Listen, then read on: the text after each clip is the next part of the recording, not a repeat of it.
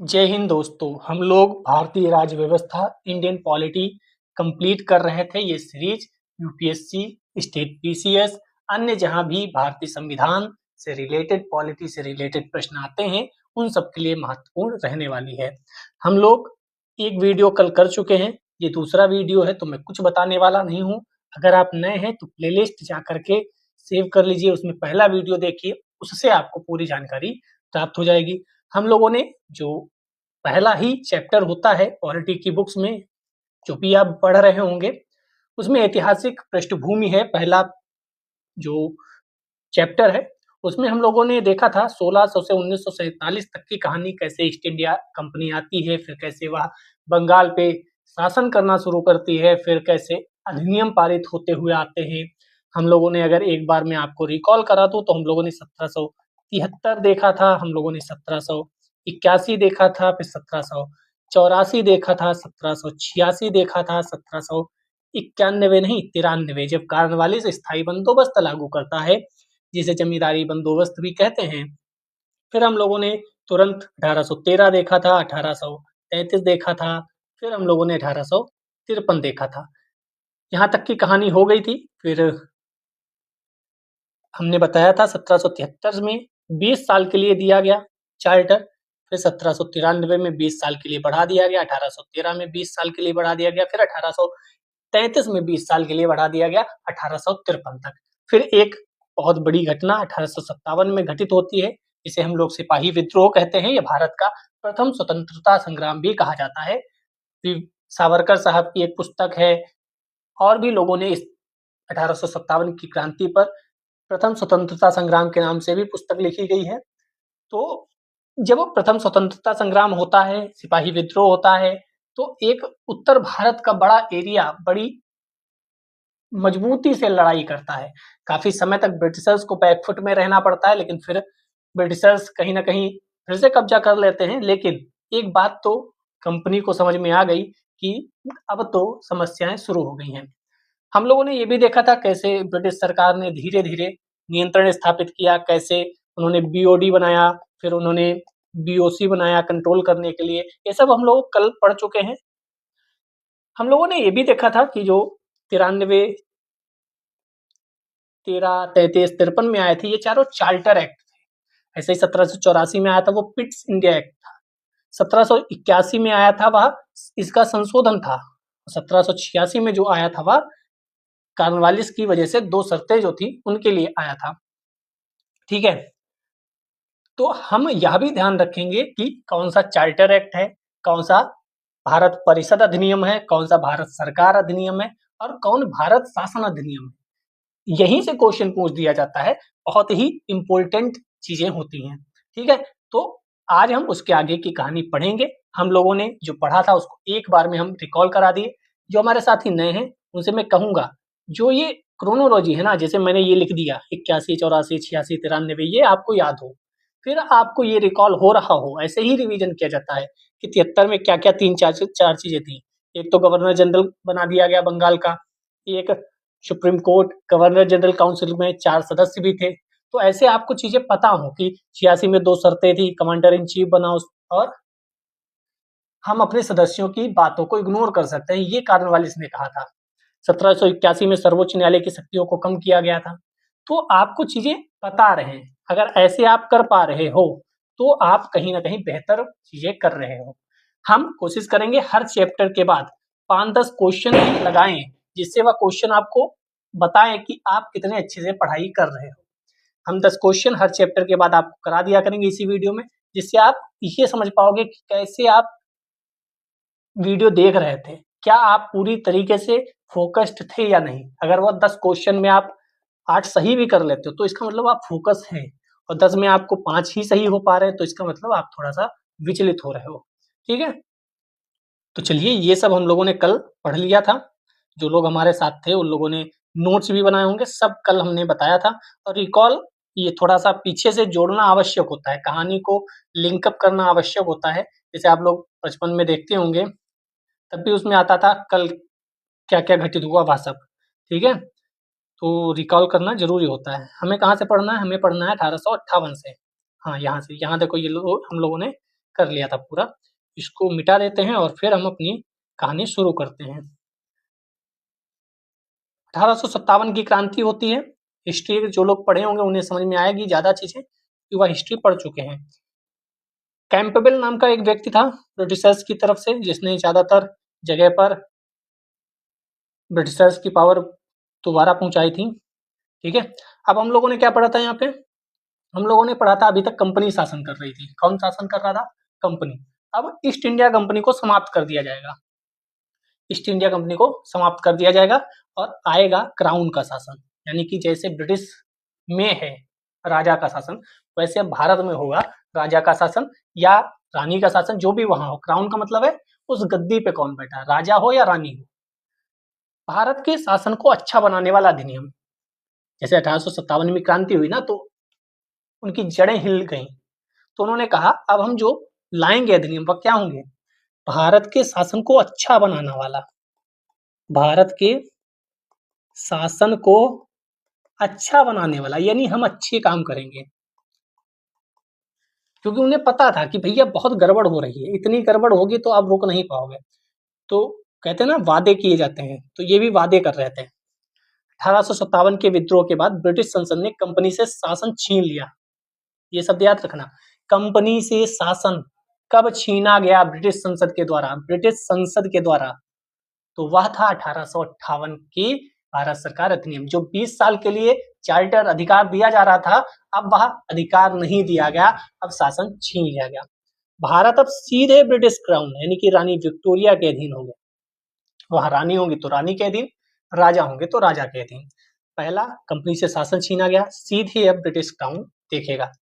Governor general को viceroy कहा जाने लगा। पहला गवर्नर जनरल जो था वह वायसराय बनने वाला कैनिंग था। वायसराय मतलब न्यासी। अब यह ट्रस्टी है ब्रिटिश क्राउन का, ब्रिटिश क्राउन का प्रतिनिधि कह सकते हैं। ब्रिटिश कानून जो बनेंगे अब वह संसद से बन के आएंगे, तो कहीं ना कहीं एक तरह का सरकार कह सकते हैं, एक तरह का कोई ऊपर वैसी ही सरकार जैसी कि लोकतांत्रिक तरीके से कह सकते हैं चलने वाली, लेकिन ये एरिया अलग था, तो इसे लोकतांत्रिक नहीं बोलेंगे, क्योंकि लोकतांत्रिक में हम लोग कोई चुन के भेजे। लेकिन एक कहानी है कि कंपनी नहीं, कंपनी नहीं है, कोई सरकार है, भले वो लोकतांत्रिक ना हो वह कोई भी हो, लेकिन सरकार कोई है ब्रिटिश में बैठी हुई, वह अब कानून बनाएगी, ना कि कंपनी। जितनी भी राजस्व की बातें थी वह सब राजशाही को स्थानांतरित कर देंगे, अब सारा काम देखेंगे crown. Secretary of state for India नियुक्त किया गया, ब्रिटिश संसद के प्रति उत्तरदायी रहेगा। अब ब्रिटिश संसद के प्रति उत्तरदायी रहेंगे, कंपनी के प्रति उत्तरदायी नहीं रहेंगे। तो secretary of state, secretary of state जैसे आजकल सेक्रेटरी नहीं होते हैं वैसे। और कुछ चीजें इसमें इंपॉर्टेंट है, वह पढ़ लो। तो वायसराय तो हमने बता दिया, प्रथम वायसराय कैनिंग था, यह भी याद रखिएगा। अब यहाँ पर जो बीओडी चल रहा था ना, और एक चल रहा था बीओसी, इन दोनों को क्या कर दिया गया? समाप्त। क्योंकि अब कंपनी ही नहीं है तो कंट्रोल किस पे करोगे? कंपनी ही नहीं है तो चीजें द्वैत प्रणाली वाली समाप्त हो जाएंगी। ठीक है, क्योंकि ये द्वैत शासन था ना, ये अलग शासन चला रहे थे, ये अलग शासन चला रहे थे। हम लोगों ने कल वाले में देखे था, एक क्या कर रहे थे? नियंत्रण कर रहे थे, राजनीतिक शक्तियों को कंट्रोल कर रहे थे, और एक व्यापारिक, बीओडी वाले व्यापारिक और बीओसी वाले राजनीतिक। तो ये द्वैत शासन क्या किया गया? समाप्त किया गया। अब द्वैत शासन नहीं चलेगा, तो बीओडी और बीओसी भी समाप्त कर दिया गया।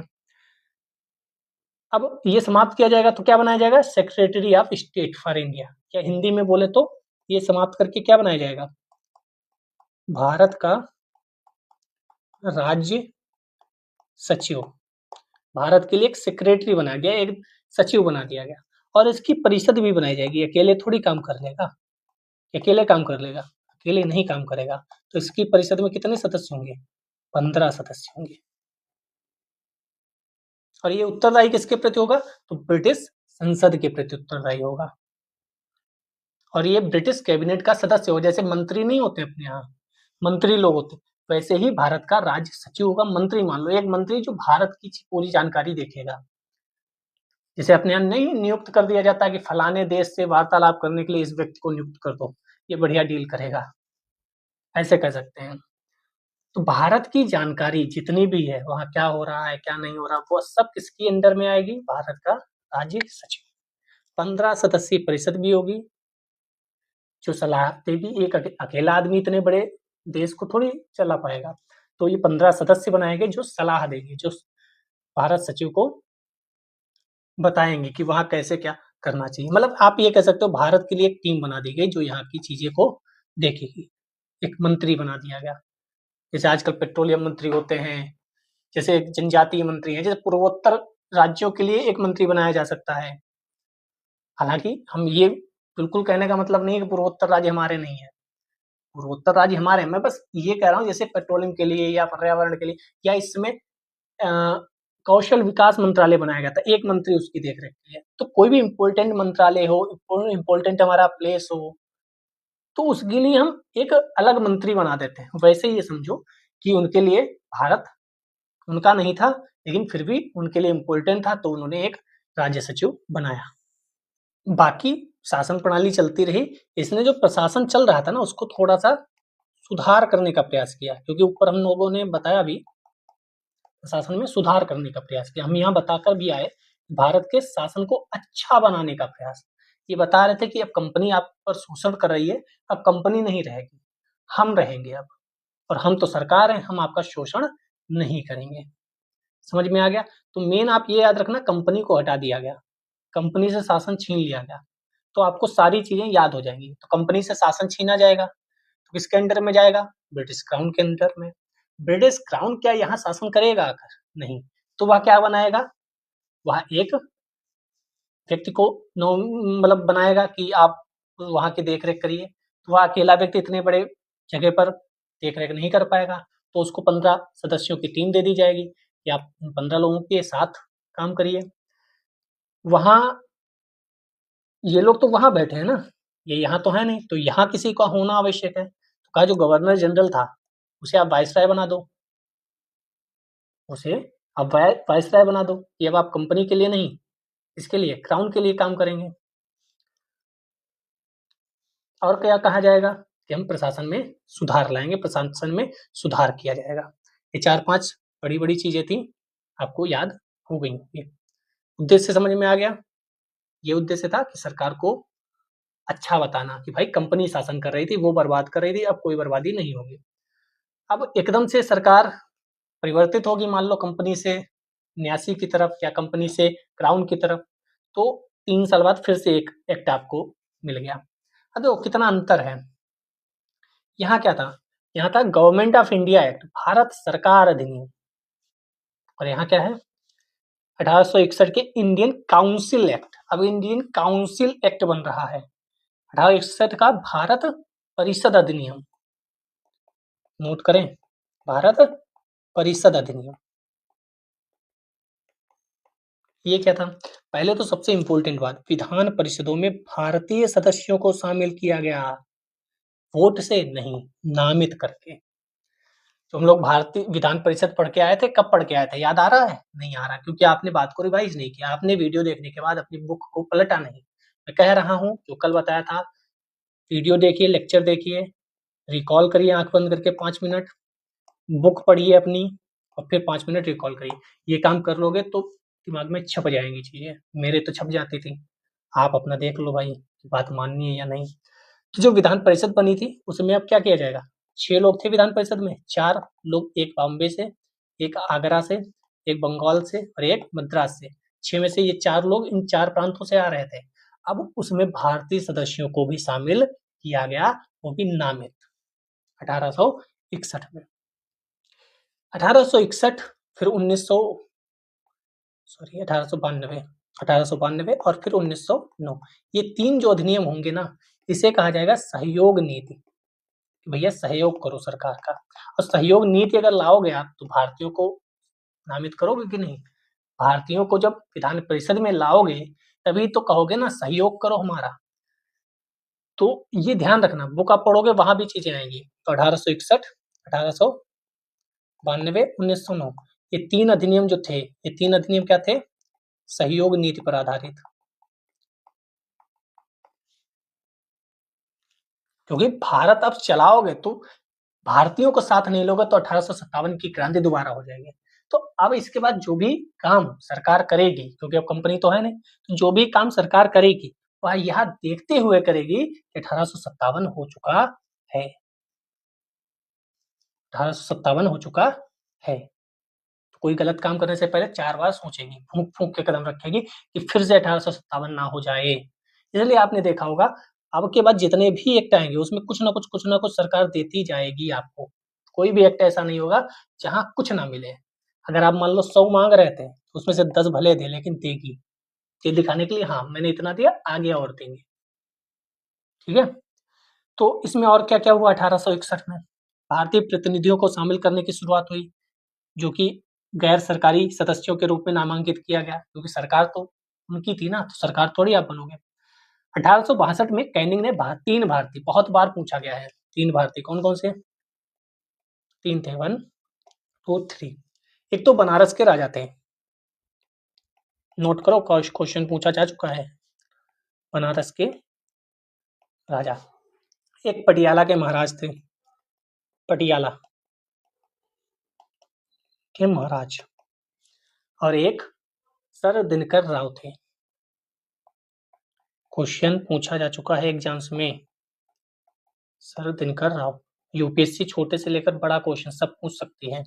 ये 3 लोग थे जिन्हें मनोनीत किया गया, और ये ध्यान रखिएगा चुनाव नहीं हुआ था, जनता ने इनको नहीं चुना था, ये नामित हुए थे। एक-एक शब्द पे फोकस करिएगा, जहाँ भी यूपीएससी फंसा सकती है, वहाँ मैं आपको पहले जगह दूंगा, क्योंकि मैंने पीवाईक्यू खोल के पिए हैं, आपको भी करा रखे हैं। प्लेलिस्ट में जाइए, नीचे टेलीग्राम लिंक डिस्क्रिप्शन में है, प्लेलिस्ट सारी डिस्क्रिप्शन में है। पीवाईक्यू अवश्य साथ में देखते रहिए, बहुत आप प्रॉफिट में रहोगे। इस अधिनियम ने मद्रास और बंबई प्रेसिडेंसी को विधायी शक्तियां पुनः देकर विकेंद्रीकरण किया। एक और शब्द बहुत महत्वपूर्ण है, आप लोगों ने स्टार्टिंग में देखा था, धीरे धीरे बंगाल के गवर्नर जनरल के अधीन, बंगाल के गवर्नर जनरल के अधीन बंबई और मद्रास को अधीक्षण नियंत्रण वगैरह का अधिकार दे दिया गया था, यानी कि केंद्रीकरण किया जा रहा था। केंद्रीकरण मतलब एक के पास पावर्स, अब क्या होगा, विकेंद्रीकरण की शुरुआत होगी। क्यों? क्योंकि अब आप देखोगे पूरा भारत कहीं ना कहीं कब्जा हो चुका है। पहले क्या था, बंगाल में राजस्व मिल रहा था, तो बंगाल मेन था। अब क्या है, हर जगह से राजस्व इकट्ठा हो रहा है, हर जगह वह कहीं ना कहीं फैल चुके हैं। जब अगर अपना इधर सब पूरा मिला लो तो हर जगह वह फैल चुके हैं। तो हर जगह फैल चुके हैं, तो अब कोई ऐसा नहीं है कि बंगाल इम्पोर्टेंट है, अब सब इम्पोर्टेंट है, सभी जगह पावर्स डिस्ट्रीब्यूट कर दी जाएंगी। और इतना बड़ा क्षेत्र है तो एक जगह पावर होना ठीक भी नहीं है। तो विकेंद्रीकरण की शुरुआत हुई। इस प्रकार अधिनियम जो 1773 आया था, जो केंद्रीकरण की प्रवृत्ति को किया गया था, तो 1833 के चार्टर में थोड़ा सा कतई चरम पे पहुंच गया था, बिल्कुल पूरी तरीके से एक ही जगह पर सत्ता स्थापित कर दी गई थी। ठीक है, तो यहां पर आकर 1861 में विकेंद्रीकरण की शुरुआत हुई। सीधे क्वेश्चन पूछा गया है अलग अलग एग्जाम्स में, आपसे भी यूपीएससी में पूछा जाएगा, विकेंद्रीकरण की शुरुआत कब से दिखती है, तो 1861 से। और इसमें और भी बहुत काम हुए, नोट करते रहो, ऐसे ही शॉर्ट नोट्स ऐसे ही बनते हैं, कहानी याद रखो, पॉइंट्स नोट करते रहो। जो लोग कहते हैं ना शॉर्ट नोट्स कैसे बनते हैं, मैं जो कर रहा हूँ ना वही शॉर्ट नोट्स है। जो लिखा है पहले से, जैसे ये लाइन पहले से लिखी थी आप नोट करो, जो मैं अब लिख रहा हूँ वह भी नोट करते रहो। एक था बंगाल, एक था उत्तर पश्चिम, क्या था, उत्तर उत्तर पश्चिम सीमा प्रांत। उत्तर पश्चिम अपने नक्शे में देखो, जो भारत बांग्लादेश पाकिस्तान सब एक हुआ करता था, उत्तर पश्चिम सीमा प्रांत किसे कहा गया, उत्तर पश्चिम एरिया क्या था, याद करो। और एक था पंजाब। इन सब में क्रमशः 1862, 66, 97 में विधान परिषद का गठन हुआ। बंगाल में कब हुआ, 1862, सबसे पहले बंगाल में, क्रोनोलॉजी में ही दे देगा ये, या सही मिलान कितने युग्म सही सुमेलित हैं कर देगा। उत्तर पश्चिम में 1866, और पंजाब में सबसे बाद में होता है 1897। क्या हुआ, वीपी यानी विधान परिषद का गठन हुआ। विधान परिषदों का गठन हुआ। तो क्वेश्चन पूछा जा सकता है, या तो एक तरफ बंगाल, उत्तर पश्चिम सीमा प्रांत और पंजाब दे देगा, इधर लिख देगा 1863, 1866, 1868, निम्नलिखित में से कितने युग्म सही सुमेलित है। तो आप देख रहे हो 1866 एक सही सुमेलित है। तो क्वेश्चन भी मैं आपको बताता रह रहा हूँ, तो आपकी प्रैक्टिस हो जाएगी। तो विधान परिषद का गठन हुआ। इससे भी इम्पोर्टेंट जो मंत्रालय है ना, कौन सा पोर्टफोलियो किसको मिलेगा, उसकी शुरुआत यहीं से हुई। जो चुनाव आता है, सरकार बनती है, तो यही कहा जाता है कौन सा पोर्टफोलियो किसे मिलने वाला है, या देखने का चीज होगा। पोर्टफोलियो की शुरुआत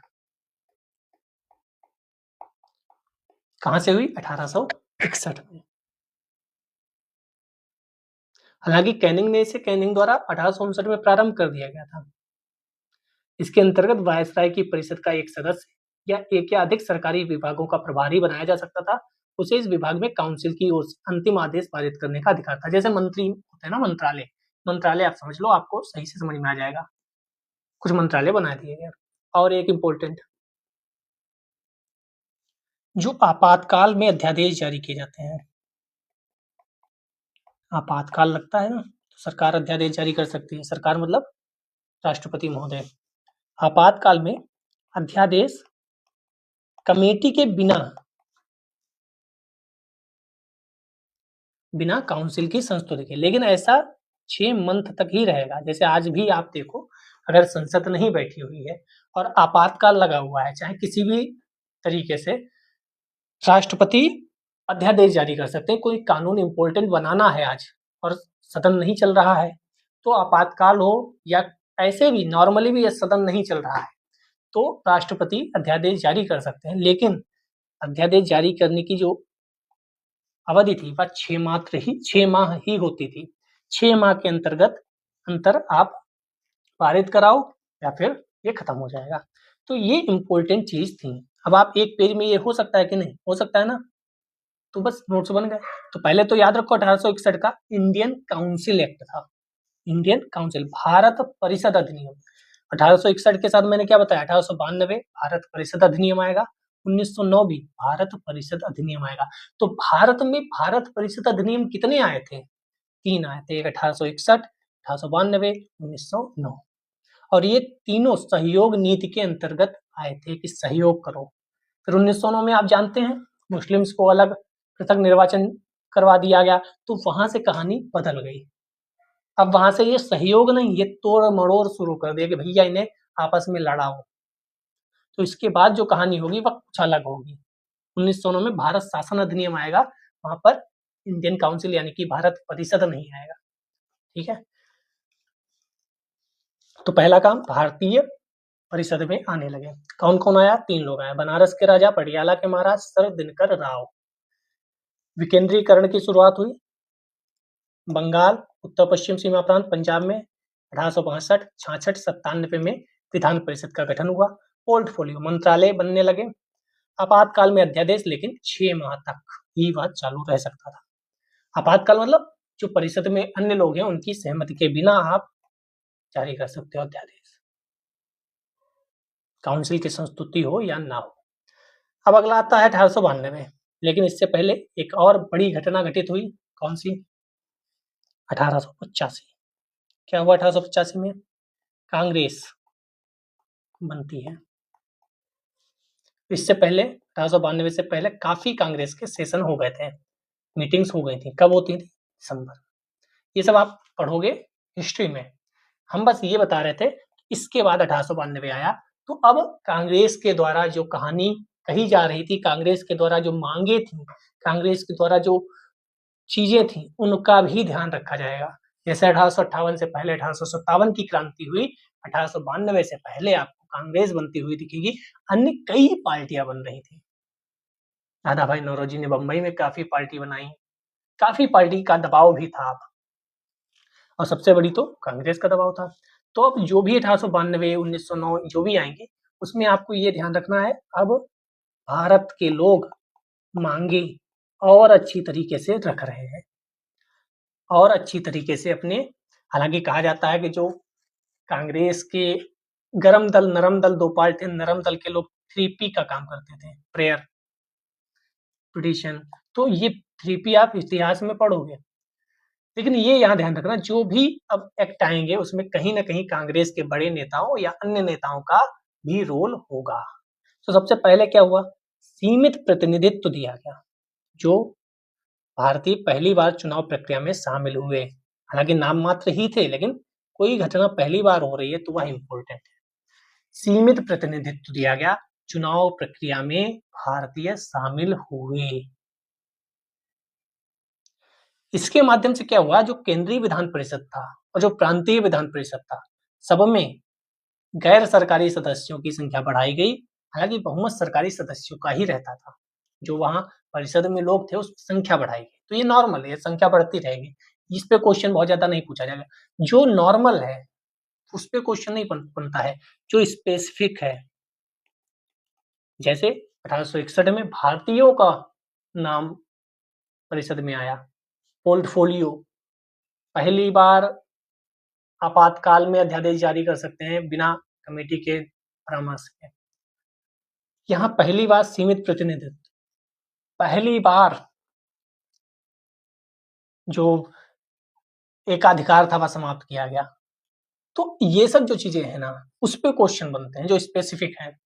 जैसे इसमें स्पेसिफिक क्या है, विधान परिषदों के कार्यों में वृद्धि कर उन्हें बजट पर बहस और कार्यपालिका के प्रश्नों का उत्तर देने के लिए अधिकृत किया गया। जो बजट पर बहस है अब वह कर सकते थे लोग। जैसे आजकल नहीं कहते हैं कि इतना रुपया क्यों दे रहे हो, शिक्षा में कम रुपया क्यों दे रहे हो, तो आप बजट पर बहस कर सकते थे। कार्यपालिका के प्रश्नों का उत्तर देने के लिए अधिकृत किया गया। जो कार्यपालिका आज नहीं, विपक्षी लोग खड़े होकर पूछते हैं सरकार ने ये क्या किया, वो क्या किया, तो मंत्री लोग उठ के जवाब देते हैं। तो यहाँ भी कार्यपालिका के प्रश्नों का उत्तर देना था। अब तो ये चीजें बढ़ रही थी कहीं ना कहीं। इसमें केंद्रीय विधान परिषद और बंगाल चैम्बर ऑफ कॉमर्स में गैर सरकारी सदस्यों के नामांकन के लिए वायसराय की शक्तियों का प्रावधान था।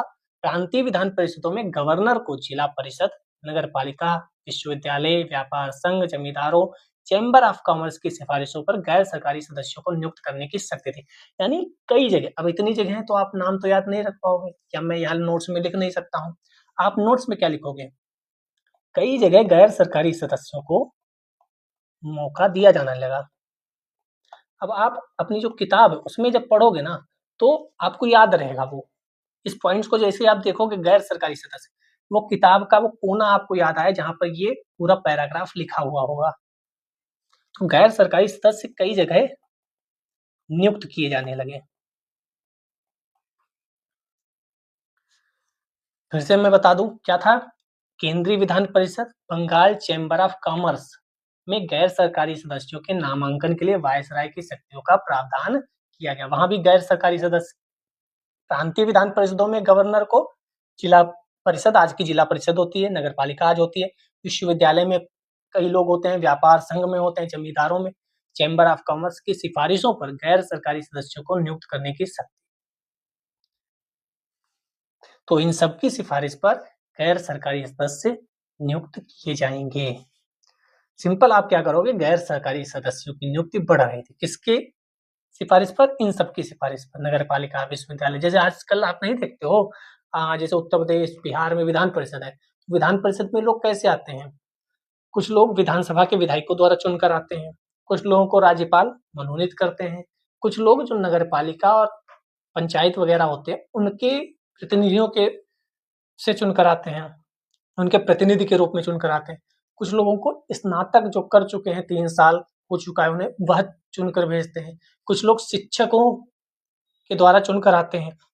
वैसे ही यहाँ पर इतनी चीजें दी हैं, व्यापार संघ से लोग आएंगे, नगर पालिका के द्वारा सिफारिश होने पर आएंगे, तो वहां से आपको याद रखना है गैर सरकारी सदस्य की नियुक्ति और बढ़ रही थी। आगे चलते हैं। इस अधिनियम ने केंद्रीय और प्रांतीय विधान परिषदों दोनों में गैर सरकारी सदस्यों की नियुक्ति के लिए एक सीमित और परोक्ष रूप से चुनाव का प्रावधान किया। हालांकि चुनाव शब्द का अधिनियम में प्रयोग नहीं हुआ था, इसे निश्चित निकायों की सिफारिश पर की जाने लगा। मतलब कहा गया कि चुनाव होता है, लेकिन चुनाव शब्द नहीं था, चुनाव शब्द नहीं था, लेकिन सीमित और परोक्ष रूप से कहीं ना कहीं सिफारिश के आधार पर या किसी निकायों के कहने पर अलग तरीके से कह सकते हैं। चुनाव नहीं था, वोट नहीं पड़ रहे थे, लेकिन अन्य लोगों के कहने पर, अन्य लोगों की सिफारिश पर ये काम हो रहा था। कहीं ना कहीं वो भारत के ही लोग थे, कुछ उनके ही द्वारा आ रहे थे, तो चुनाव नहीं कर रहे थे, लेकिन हाँ ये था कि उनके कहने पर, उनकी सिफारिश पर अब लोग विधान परिषद में पहुंच रहे। समझ गए? तो इसमें इतना ही था। मेन अगर हम एक बार और देख लें तो आपको याद रखना है 1892 में पहले तो बजट पर बहस, कार्यपालिका के प्रश्नों का उत्तर, गैर सरकारी सदस्यों की नियुक्ति। पहली बार भारतीय चुनाव प्रक्रिया में शामिल हुए, भले ही नाम मात्र के हों लेकिन हुए, सीमित प्रतिनिधित्व मिला। ये वही जो यहाँ पर मैं बता रहा था। चलिए 1909 बहुत इंपॉर्टेंट, इसे मॉर्ले मिंटो रिफॉर्म भी कहते हैं। मॉर्ले मिंटो सुधार क्यों कहते हैं? मॉर्ले जो थे वह इंग्लैंड में भारत के राज्य सचिव थे। अभी हम लोग देख कर आए थे ना, एक राज्य सचिव बनाए गए थे, यानी मंत्री साहब समझ लो। तो मॉर्ले वो थे, पहला नाम है यानी बड़ा पद होगा। और मिंटो यहाँ के कौन थे? वायसराय, वायसराय थे। तो इन दोनों के नाम के हिसाब से ये बना। तो मॉर्ले मिंटो, कई विशेषताएं थी इसमें, काफी काम हुआ था। संख्या बढ़ती रहेगी। अब वो मत ध्यान देना विधान परिषद में संख्या बढ़ गई, हाँ बढ़ गई। अब ये नहीं पूछा जाएगा 16 से 60 कब हुई, 60 से 62 कब हुई। समझ रहे हो? मुझे नहीं लगता वो पूछना चाहिए, काफी अन्य चीजें हैं पूछने के लिए। तो आप केंद्रीय परिषद में संख्या बढ़ा दी गई, ये तो हर बार बढ़ाई ही जाएगी।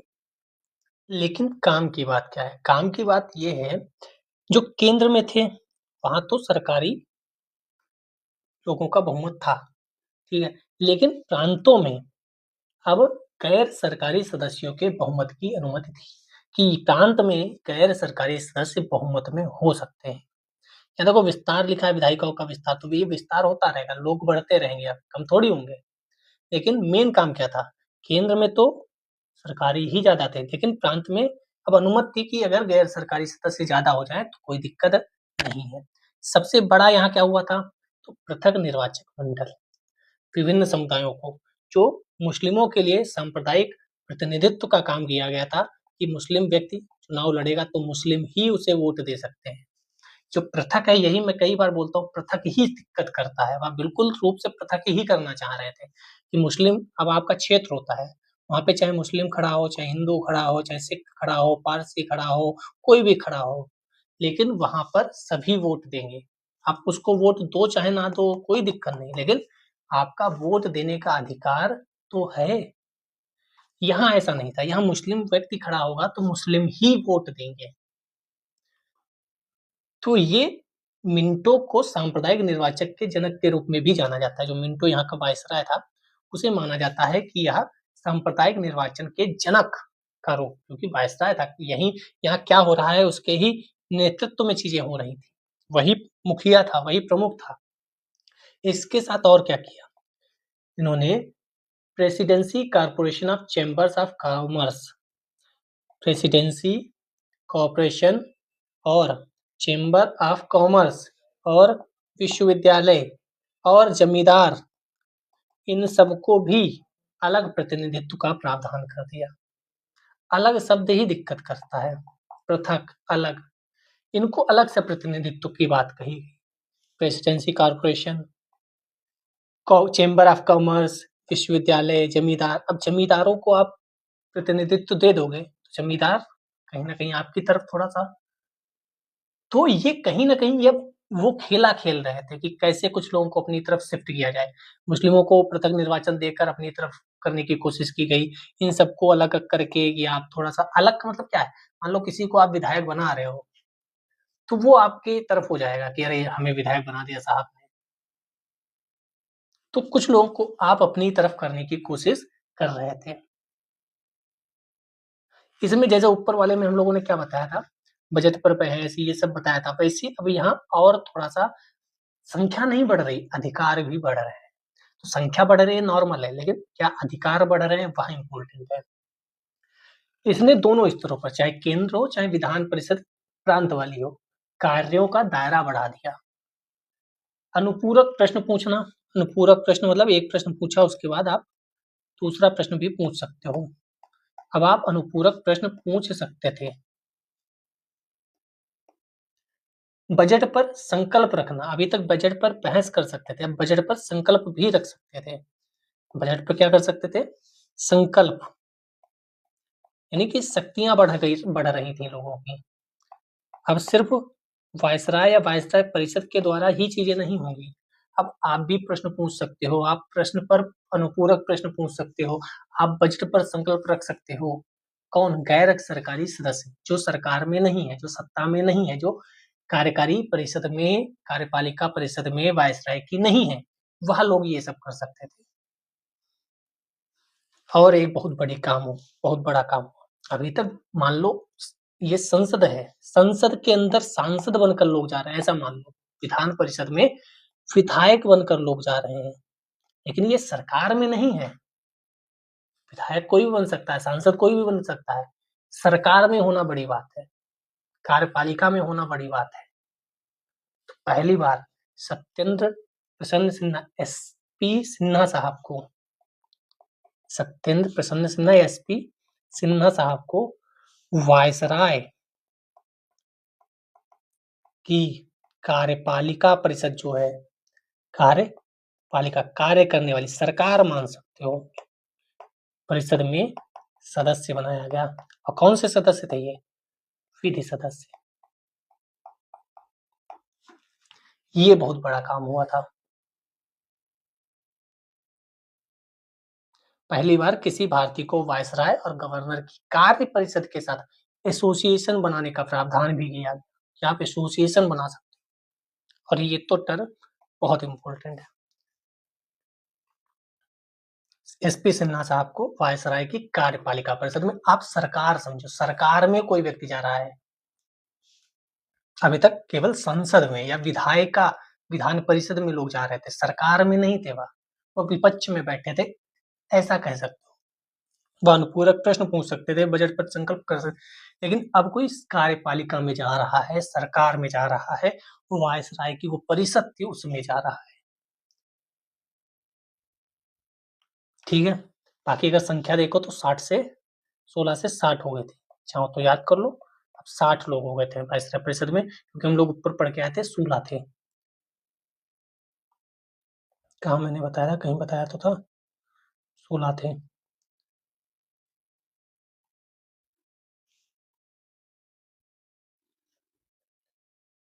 ठीक है, समझ में आ रही चीजें? लाइक कमेंट तो कर ही देते हो। अब चलते हैं, ये 3 तो जो थे वो खत्म हो गए, 1909 का, 1892 का और 1861 का। ये तीनों क्या थे? इंडियन काउंसिल एक्ट, काउंसिल के लिए। अब आएगा 1919 का भारत सरकार अधिनियम। इससे पहले कौन सी बड़ी घटना हुई है? इससे पहले तिलक साहब, होम रूल, जो लखनऊ पैक्ट, जिसमें मुस्लिम लीग और कांग्रेस साथ आ गई थी। इससे पहले आप सबसे इम्पोर्टेंट फैक्टर, महात्मा गांधी जी का भारत आगमन हो चुका है, एनी बेसेंट, तिलक होम रूल लीक कर रहे हैं, तो ये सब घटनाएं भी हो रही थी। इससे पहले एक और वर्ल्ड वार फर्स्ट। तो आप कंडीशंस क्या है उस समय, तभी कहा जाता है ये सब इतिहास में भी पढ़ोगे, तो यहाँ पढ़ोगे, इतिहास में पढ़ोगे, तब उसके नोट्स कंबाइन बनाना तो और बेहतर होगा, क्योंकि इतिहास में जो घटित हो रहा है उसके हिसाब से परिस्थितियां बदल रही हैं, उसके हिसाब से कानून बन रहे हैं। समझ रहे हो? तो ये सब कहीं ना कहीं इतिहास से जुड़े हैं। इतिहास बदल रहा था, परिस्थितियां बदल रही थी, तो कानून भी बन रहे थे, एक्ट भी आ रहे थे। समझ रहे हो? तो ये ध्यान रखना, इतिहास में और बेहतर तरीके से ये चैप्टर पढ़ोगे, क्योंकि हम 1947 से पहले इतिहास ही पढ़ रहे हैं। कौन सा इतिहास? पॉलिटिक इतिहास, संवैधानिक इतिहास, अधिनियम वाला इतिहास। हम 1947 के बाद अपना संविधान पढ़ेंगे, जिसमें प्रस्तावना होगी, मूल अधिकार हो गए, राष्ट्रपति, उसको और अच्छे से पढ़ेंगे, क्योंकि वो वर्तमान की घटना आपको समझ में आएगी, राष्ट्रपति के कार्य। एग्जाम्पल देके बताऊंगा कि देखो ये राष्ट्रपति महोदय ने किया, ये उपराष्ट्रपति महोदय ने किया, अभी जो उपराष्ट्रपति महोदय ने शपथ ली तो वो कौन से लोग थे जिन्होंने वोट किया, वो सब आपको इमेजिन हो सकता है। यहाँ अभी हिस्ट्री चल रही है, लेकिन महत्वपूर्ण तो है। सीधे क्वेश्चन आते हैं, अभी हम कराएंगे भी आपको। और पीवाईक्यू मैंने करा रखे हैं, आप जाकर के उसको अवश्य देखिए। तो 1919 में मॉन्टेग्यू कौन थे? मॉन्टेग्यू थे वहाँ के राज्य सचिव, भारत के राज्य सचिव। और चेम्सफोर्ड कौन थे? तो चेम्सफोर्ड थे यहाँ के वायसराय। तो पहले राज्य सचिव फिर वायसराय, जैसे मॉर्ले मिंटो और मॉन्टेग्यू चेम्सफोर्ड। सबसे इम्पोर्टेंट यहाँ द्वैध शासन की शुरुआत फिर से हुई। फिर से मतलब पहले वो बीओडी बीओसी जो था कंट्रोल कर रहे थे, राजनीति अलग और व्यापार अलग। अब यहाँ पर भी द्वैध शासन होगा, लेकिन अलग तरीके। यहाँ अलग तरीके का क्या होगा? यहाँ प्रांतीय शासन को दो भागों में बांटा गया। प्रांत जो था उसमें एक तो था रिजर्व सब्जेक्ट और एक था ट्रांसफर सब्जेक्ट। यानी अब भारत के लोगों को भी मंत्री बनाया जाएगा, लेकिन कहाँ? केंद्र पे नहीं, प्रांत में। तो पहली बार भारत के मंत्री कब बनते हैं? तो प्रांत में देखा जाए तो 1919 में। रिजर्व सब्जेक्ट कौन से होंगे? जो ब्रिटिश अधिकारी चलाएंगे, जो इंपॉर्टेंट होंगे, जहां से पैसा आ रहा होगा। ट्रांसफर सब्जेक्ट किसके पास होंगे? भारतीय मंत्री के पास। ये कौन से होंगे? जहाँ काम करना पड़ेगा, जहाँ जिम्मेदारी होगी। तो जिम्मेदारी वाले कार्य करना है जहाँ, वहां तो मंत्री लोग भारतीय बन गए क्योंकि बना दिया गया।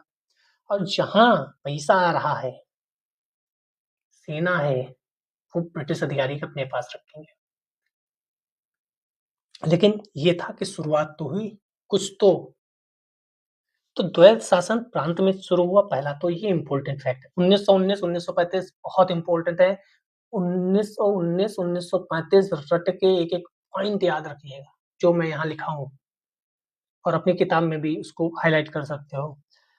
तो द्वैध शासन प्रांत में चालू हुआ, सीधे लिखेगा केंद्रीय प्रशासन में द्वैध शासन लागू हो गया। आप कहोगे पढ़े तो थे द्वैध शासन, टिक मार दोगे, जबकि प्रांत में है। मैं बार बार कोशिश कर रहा हूँ आपको वहां पहुंचाने की जहां गलती हो सकती है। रिजर्व सब्जेक्ट और ट्रांसफर सब्जेक्ट, इसमें ये भी लिखा है रिजर्व सब्जेक्ट कौन से होंगे और प्रांतीय सब्जेक्ट कौन से होंगे, वो भी आप अपनी किताब में पढ़िएगा। ठीक है। और क्या हुआ? केंद्र में क्या हुआ? केंद्र में द्विसदनीय विधायिका बनी, council of state legislative assembly. जैसे आज आप लोकसभा और राज्यसभा देखते हो, तो केंद्र में क्या हुआ? द्विसदनीय विधायिका। और प्रांत में क्या हुआ? द्वैध शासन। दोनों अलग अलग याद रखिएगा। इसको कैसे याद रखोगे? लोकसभा राज्यसभा से, काउंसिल ऑफ स्टेट और लेजिस्लेटिव असेंबली। और अब है मेन बात जिसकी आप तैयारी कर रहे हो, उसकी भी कहानी यहीं से शुरुआत हुई। पब्लिक सर्विस कमीशन की स्थापना की सिफारिश 1919 में होती है। इसीलिए हम 100 वर्ष में प्रवेश कर रहे हैं। यूपीएससी के चेयरमैन साहब ने इंटरव्यू दिया था, मैंने इसी चैनल पर आपके उसके मेन पॉइंट्स बताए भी थे। तो यहाँ पब्लिक सर्विस कमीशन की सिफारिश होगी तो तुरंत बन तो नहीं जाएगा, बनने में समय लगेगा, लेकिन सिफारिश तो होती है ना। तो सिफारिश कब हुई ये महत्वपूर्ण है। बनता कब है? तो लिख लो बनता कब है। 1926 में बन जाता है। केंद्रीय लोक सेवा आयोग का गठन 1926 में। सिविल सेवकों की भर्ती, और इस पे क्वेश्चन भी पूछा गया था 1943 में। सिविल सेवकों में भारतीयों की संख्या ज्यादा थी या ब्रिटिशर्स की संख्या ज्यादा थी? ये क्वेश्चन यूपीएससी ने पूछा है या पीसीएस ने पूछा है? अभी 2 साल में ही कहीं क्वेश्चन पूछा गया, मेरे दिमाग में नहीं आ रहा क्योंकि काफी पीवाईक्यू में देखता हूँ अलग अलग स्टेट के भी, क्योंकि वहां से भी क्वेश्चन बन सकते हैं। लेकिन क्वेश्चन पूछा है ये कि 1943 में कौन लोग ज्यादा थे। तो आप कोई याद हो तो बताइएगा कहाँ पूछा गया, लेकिन ये क्वेश्चन भी इम्पोर्टेंट है। और क्यों इम्पोर्टेंट है? क्योंकि 100 वर्ष पर चेयरमैन साहब इंटरव्यू दे रहे हैं, चर्चा में है। तो 2 स्टेटमेंट अगर बना देगा, एक ये कि 1919 में सिफारिश की गई, दूसरा 1926 में बन गया, और एक और स्टेटमेंट कोई डाल देगा, तो आपको क्वेश्चन तैयार हो गया। तो काफी समय से आप तैयारी कर रहे हो तो आपको प्रेडिक्ट हो जाता है कि क्या क्वेश्चन बन सकता है। ऐसा नहीं है कि आप 100 क्वेश्चन सोचोगे 100 आ जाएंगे। आप 1000 अगर क्वेश्चन सोचोगे तो उसमें से 10-15 मिल सकते हैं, करंट अफेयर्स और सब मिला के। हाँ, इतने ही यूपीएससी में। वो कोई नहीं है कि 100 में 50 सोच लेगा, कोई नहीं सोच पाएगा। द्वैत शासन हो गया, द्विसदनीय व्यवस्थापिका हो गई, विधायिका हो गई, पब्लिक सर्विस कमीशन हो गया। और क्या-क्या हुआ? तो 1927 जो साइमन कमीशन बनेगा ना, तो इसमें ही कहा गया था कि 10 वर्ष बाद, आफ्टर 10 ईयर, एक वैधानिक आयोग का गठन किया जाएगा, जिसका कार्य होगा 10 वर्ष बाद जांच करके अपनी रिपोर्ट प्रस्तुत करना। और मजे की बात, 1919 में कहा गया कि अब जो होगा वह उद्देश्य क्या होगा? अब उद्देश्य क्या होगा? अब उद्देश्य होगा कि भारत में क्रमिक रूप से उत्तरदायी सरकार की स्थापना करना। क्या उद्देश्य होगा? अभी तक सहयोग नीति पे चल रहे थे, 1861, 1892, 1909 सहयोग नीति वाला। अब कहेंगे हम धीरे धीरे आपको उत्तरदायी सरकार दे देंगे। इसीलिए तो भारतीय मंत्री बनाए जा रहे हैं कि आपको धीरे धीरे चीजें ट्रांसफर करी जाएंगी। तो यह ध्यान रखना, उत्तरदायी सरकार के गठन की स्थापना कब से शुरुआत हुई? तो 1919 से। 1935, 1947 हम आजाद हो गए। 1919 में भारत शासन अधिनियम बनाया गया, ठीक है। 1921 से लागू हुआ, ये भी बड़ी इंपॉर्टेंट बात है। लागू कब से हुआ? तो लागू हुआ 1921 से। केंद्रीय प्रांतीय विषयों की सूची की पहचान कर केंद्रीय प्रांतीय सूची बनाई गई कि अब केंद्र किस पर नियम बनाएगी और राज्य किस पर बनाएगी। जैसे आजकल नहीं है केंद्रीय सूची, संवर्ती सूची, राज्य सूची, तो ये भी ध्यान रखिएगा, केंद्रीय सूची और राज्य सूची। तो अब केंद्रीय सूची पर केंद्र सरकार कानून बनाएगी या नियम बनाएगी या उस पे काम करेगी, और राज्य सूची पर राज्य। लेकिन अभी भी केंद्र ताकतवर था, स्वायत्तता धीरे धीरे दी आ रही थी प्रांतों को। प्रांतों में गैर सरकारी सदस्यों को मंत्री भी बनाया जा रहा था, मतलब भारतीय लोगों को मंत्री भी बनाया जा रहा था, और उन्हें अलग विषय पर कानून भी बना सकते थे, काम भी कर सकते थे। लेकिन एकात्मक लक्षण अभी भी था, केंद्र अभी भी सशक्त था। और प्रांतीय विषय दो भागों में हो ही गए, आरक्षित, स्थानांतरित। जो आरक्षित विषय थे उसमें गवर्नर कार्यपालिका की परिषद की सहायता से शासन करता था, और जो विधान परिषद के प्रति उत्तरदायी नहीं थे, ये भी इंपॉर्टेंट फैक्टर है। जो रिजर्व सब्जेक्ट है ना, इसमें जो काम कर रहे थे वह गवर्नर के साथ काम कर रहे थे, और ये विधान परिषद के प्रति उत्तरदायी नहीं थे। आज सरकार संसद के प्रति, विधान परिषद के प्रति, विधानसभा के प्रति, विधानसभा और लोकसभा के प्रति उत्तरदायी है। लेकिन तब ये जो विधान परिषद में रिजर्व सब्जेक्ट वाले लोग थे, ये विधान परिषद के प्रति उत्तरदायी नहीं थे। लेकिन ये तो भारतीय थे, इन्हें तो उत्तरदायी होना पड़ेगा ही। आप उत्तरदायी हैं अपने कामों के लिए, हम नहीं हैं।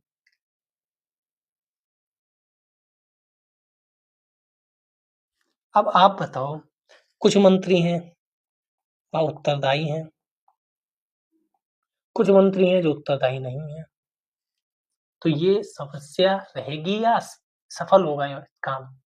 और फिर भी ट्रांसफर सब्जेक्ट पर भी कहीं ना कहीं गवर्नर अपना हाथ पे मारता रहता होगा। ऐसा थोड़ी है कि हाँ कह दिया आप मंत्री हो तो आप सब लोग देख लो, ऐसा थोड़ी होगा। गवर्नर कहीं ना कहीं यहाँ भी सहायता के नाम पर ही, चलो मैं सहायता कर दूंगा, लेकिन वो सहायता नहीं, हस्तक्षेप करता हुआ। तो इनको उतना काम करने का खुला छूट नहीं थी कि आप कुछ भी कर लो, तो गवर्नर कहीं ना कहीं तो काम में रोड़ा अटकाएगा ना। और इन्हें उत्तरदायी भी बना दिया गया कि कोई प्रश्न पूछेगा तो किससे पूछेगा? इनसे। क्यों? क्योंकि यही तो उत्तरदायी है। समझ गए? पहली बार एक और काम हुआ। क्या काम हुआ? प्रत्यक्ष निर्वाचन। बहुत इंपॉर्टेंट है, बड़ा फैक्टर है ये। पहली बार प्रत्यक्ष निर्वाचन, भले ही कुछ लोगों के द्वारा, लेकिन प्रत्यक्ष निर्वाचन हुआ। पहली बार देश में द्विसदनीय व्यवस्था, जो लोकसभा राज्यसभा भी ऊपर बताकर आए, जैसे आज लोकसभा राज्यसभा है, उस समय लोकसभा राज्यसभा नहीं थी, उसमें council of state legislative assembly थी। द्विसदनीय व्यवस्था और प्रत्यक्ष निर्वाचन की व्यवस्था हुई। भारतीय विधान परिषद के स्थान पर राज्यसभा लोकसभा का गठन किया गया, लेकिन उस समय नाम अलग था, काउंसिल ऑफ स्टेट और लेजिस्लेटिव असेंबली।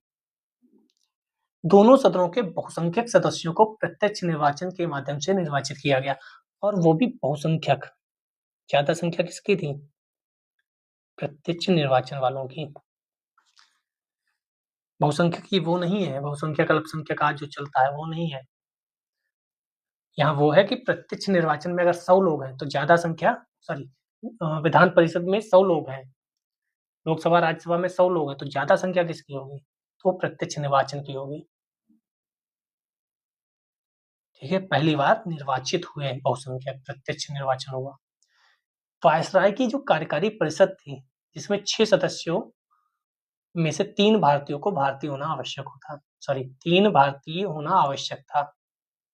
अभी हम लोग देख कर आए थे ना, 6 सदस्य थे उसमें, एसपी सिन्हा साहब को बनाया गया था विधि सदस्य, तो अब इसमें से 3 सदस्य भारतीय होंगे। अभी तक एक थे एसपी सिन्हा साहब, अब 3 होंगे, लेकिन इसमें 3 में कोई कमांडर इन चीफ नहीं होगा, जो ये होंगे कमांडर इन चीफ यही रहेगा, वरना को सेना को अपनी तरफ कर लो।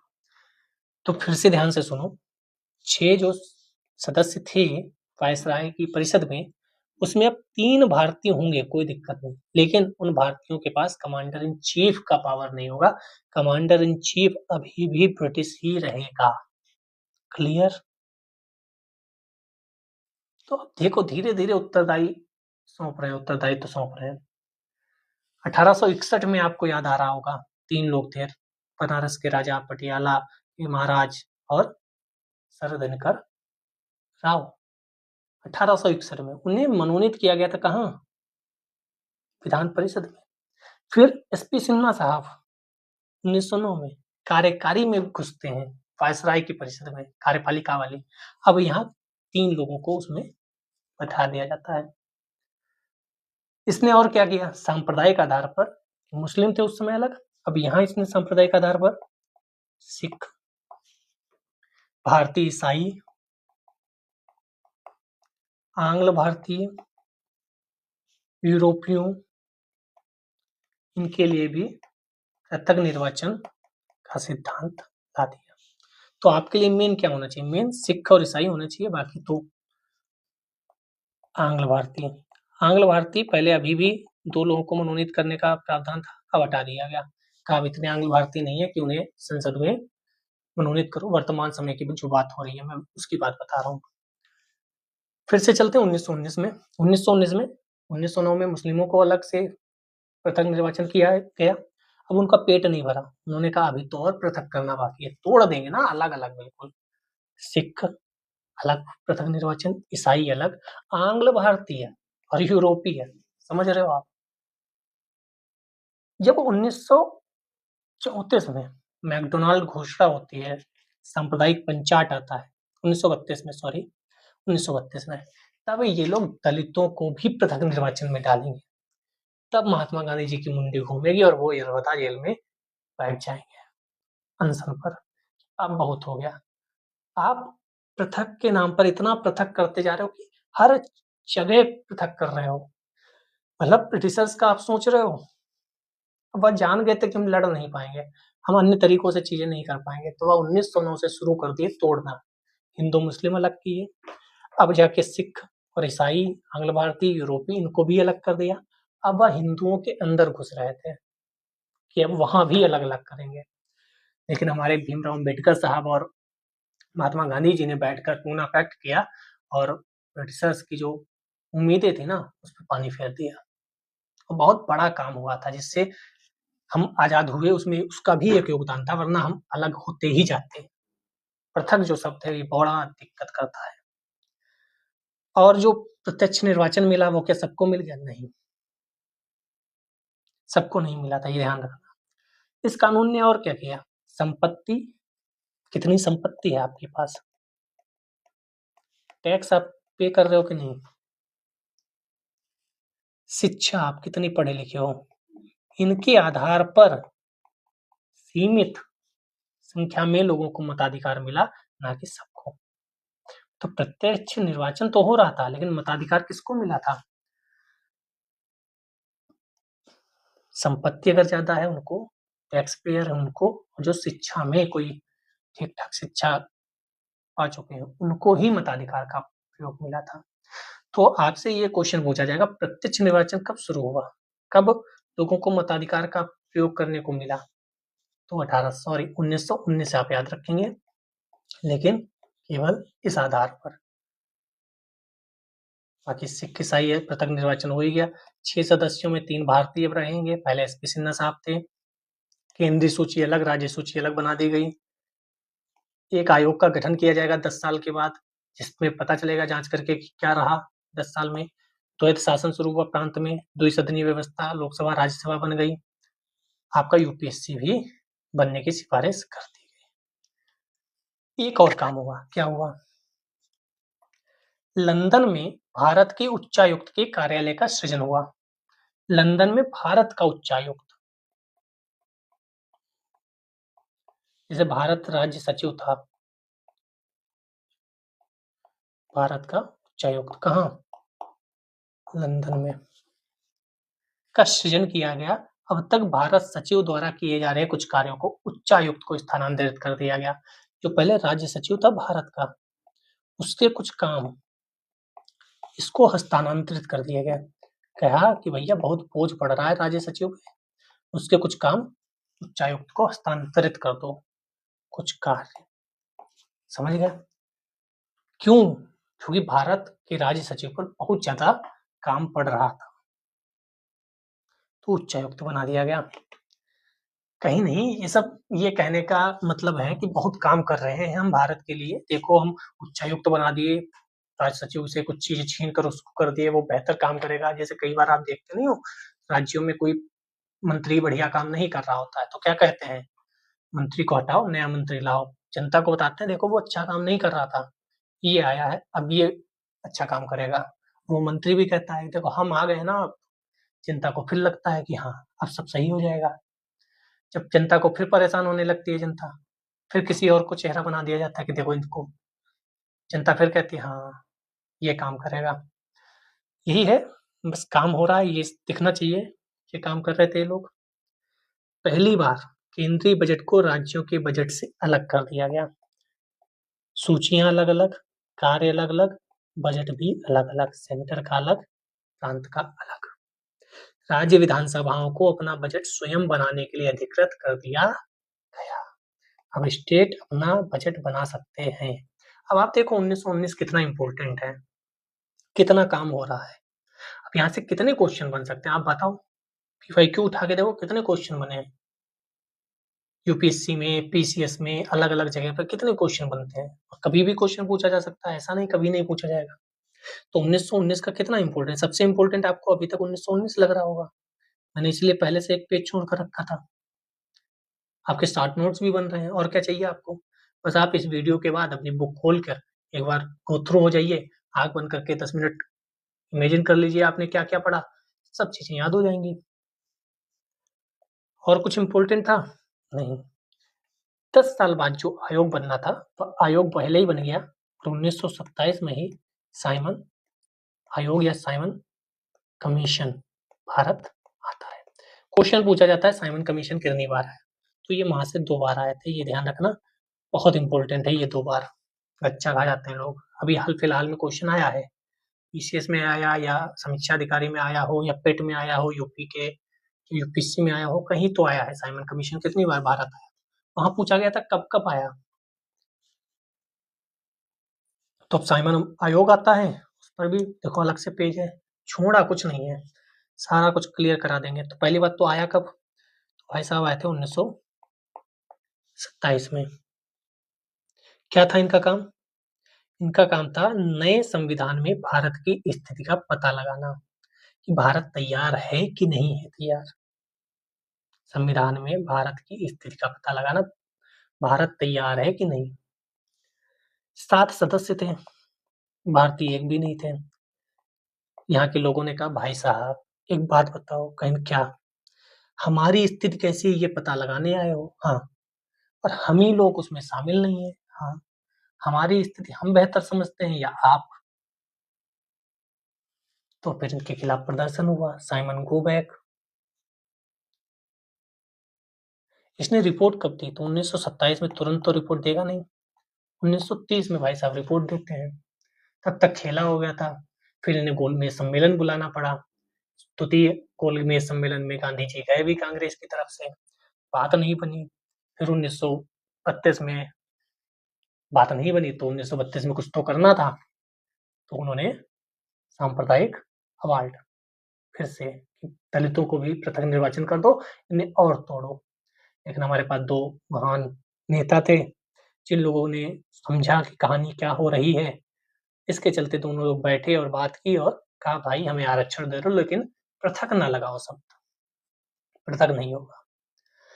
समझ रहे हो? तो एक हिस्ट्री की कहानी की तरफ से आप देखोगे, कहानी हिस्ट्री में पढ़ोगे और हिस्ट्री में कहानी की तरह याद रखो चीजें। आपको लग रहा होगा मैं कैसे कनेक्ट कर रहा हूँ चीजें, कैसे मैं याद है कहानी कि अच्छा ये हुआ फिर उन्होंने ऐसा किया। तो इतिहास बहुत मजा आएगा पढ़ने में। तो इन्होंने अपनी रिपोर्ट में क्या कहा? इन्होंने अपनी रिपोर्ट में कहा जो द्वैत शासन है ना, जो द्वैत शासन है ना, उस प्रणाली को केंद्र में भी लागू कर दो, क्योंकि अभी तक राज्यों में लागू था। राज्यों में सरकार का विस्तार करो।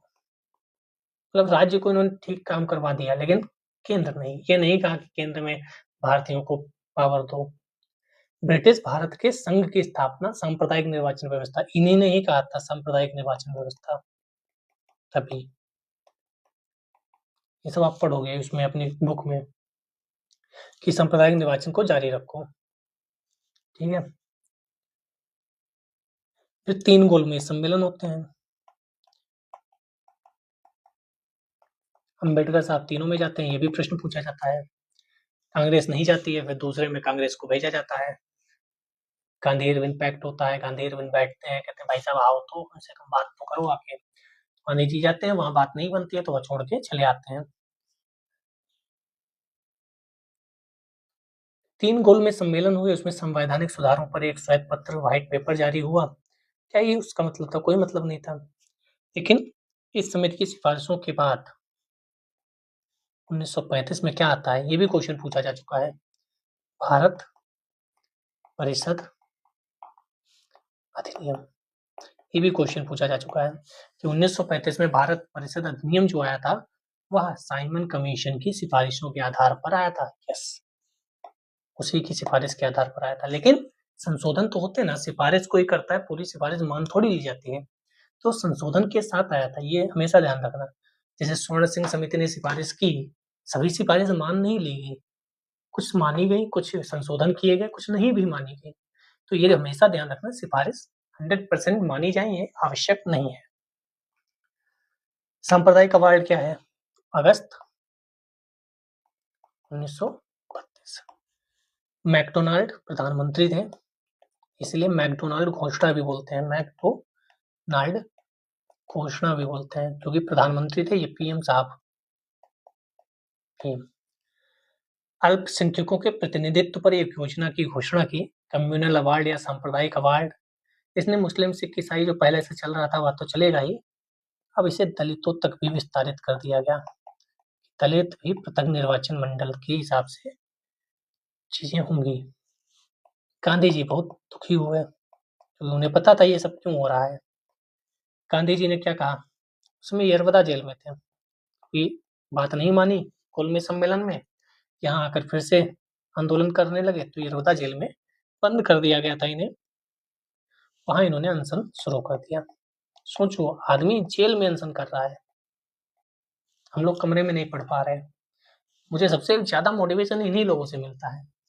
एक व्यक्ति जेल में किताब लिख रहा है, एक व्यक्ति 19 साल की उम्र में फांसी पे चला जाता है, और हम अपने कमरे में बढ़िया से बिस्तर पर, कुर्सी पर, गर्मियों में पंखा चलता हुआ, सर्दियों में स्वेटर पहने हुए पढ़ाई नहीं कर पा रहे हैं। आपको मोटिवेशन कहाँ से मिलना चाहिए? आप इतिहास में मोटिवेशन है, आपके हिस्ट्री, जियोग्राफी, पॉलिटिक्स सभी जगह मोटिवेशन भरा पड़ा है।